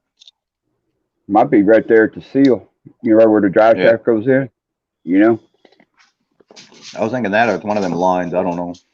Hopefully it's something I can just fix, but pretty easy. Well, yours is hydraulic too, ain't it? Off the. Yep. Off from it. Off on hydrostatic. Yep. It's got 2 lines. Yep. You got a hydraulic deck. Yeah. Yep. Yeah, the up and down. Mm-hmm. I'm figuring it's probably one of them lines or something. I don't know. Might be. It used to be pretty clean, but it's all pretty dirty now. All the dirt and everything sticks to it. So. Mm-hmm. Mm-hmm.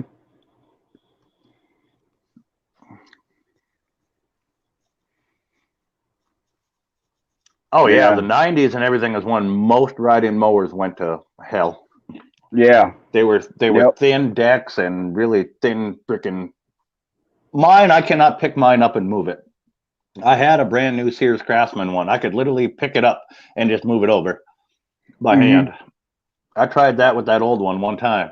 Nope. Did you have one of the new red ones? Sears Craftsman? Yep. That's it. And it would miss. I don't know why a brand new mower, why they built them like that. It would leave like about a 2-blade grass strip in between the blades. Where it came together. Yeah. Yeah. It pissed me right off. That thing went straight to the farm. I wasn't having it. Yeah. The only company now is actually really building them is NTD. Oh. Probably, which simplifies our lives if you ever got to buy parts. But because every one of them that I have seen, and that's including Murray, Craftsman, Club Cadet, every one of them is all the same thing. Yeah. They all got the NFR transmissions in them. They ain't worth a crap. Yeah. Is that belt-driven one? Yeah, with the very drive on it. Yeah. Man, I think Kubota is about the only one you can buy here. That's probably not. Mm-hmm. And the Husqvarna, they stopped building theirs. Yep. Yep. Yeah. Oh, my neighbor has a Honda one. I'm pretty sure they probably still make theirs. I don't know. She has a Honda riding mower. I've never seen a Honda riding mower until she got one. I've seen a ton of their push mowers, but.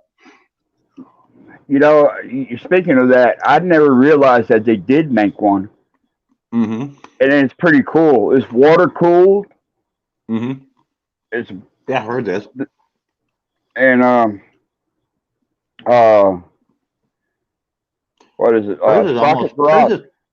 She's only had hers about a year, and it has a little radiator and everything on it. She brought it over one day for me to pull the blades off and sharpen them and everything. And I was kind of checking it out. Pretty nice little unit. She's from Kentucky. Oh, really? And there's not enough meat on her to make a sick dog a bowl of soup. She's probably about 5 foot tall, maybe 80 pounds, if that. Wow. Just a tiny little girl. She can't even push a riding mower or a push mower around. She had a self-propelled one, and it would drag her. Oh, my God. Yeah, she fell flat on her face the one day when she engaged that sucker in high on accident. It pulled her right on her face, and she got rid of it, and she got that rider.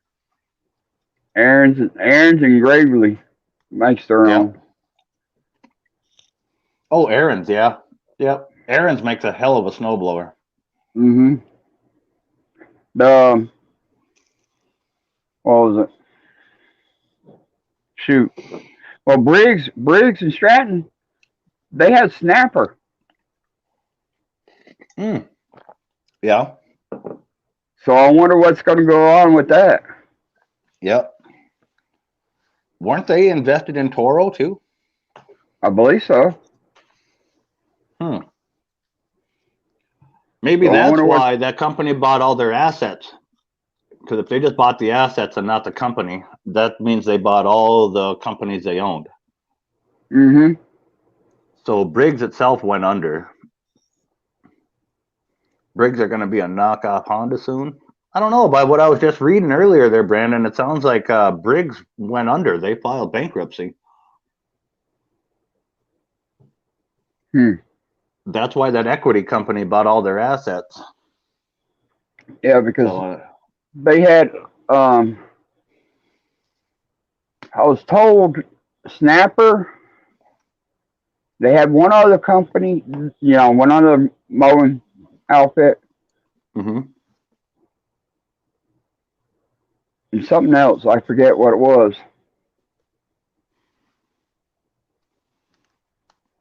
Yeah, Briggs, back in the day, they invested in a lot of places and bought it. Mm-hmm. They did, but they put the name on the Honda engine. Yeah. Well, there was a push mower I worked on. It was a Briggs, but it looked like a Honda. Yeah, I think that's what he was just talking about. A lot of them are going more and more like that kind of design. Yeah, yeah. It looked just like a Honda almost. Chonda. Oh, that's what I Chonda. thought you just I thought you just I thought you just mistyped. I got you now. Yeah. The Club Cadet push mower, self-propelled, I worked on. It didn't have a Briggs on it. It had a Honda on it. Yep. I was Yeah, a surprised lot at of them. that. A lot of them are. There was a lot of them I was surprised have Honda engines on them. I got a Husqvarna with the Honda engine on it. Really? Yep, my Husqvarna push mower that I used to go around the house and stuff had the Honda engine on it. Yep. Mm-hmm. Mm-hmm. Well, Mike, we're going to cut this thing off, and I All right, appreciate big you, guy. man. I Yep, it was appreciate a you, good man. show. I appreciate you good very show, much. good show. And I appreciate everybody coming on, hanging out Yep. with me, and everything. But I try to do this every Friday, Mike. Friday mornings for the guys over in the UK, and everything. Because Later, Brandon. and everything. Later, Brandon. I appreciate you, man. Appreciate y'all coming on. Y'all have a great day. God bless. We'll catch y'all in the next one. Bye. Yeah, I'm gonna make some See you, more Mike. coffee and then I'll get set up. All right. Later, big guy. Later, Mike. Bye-bye.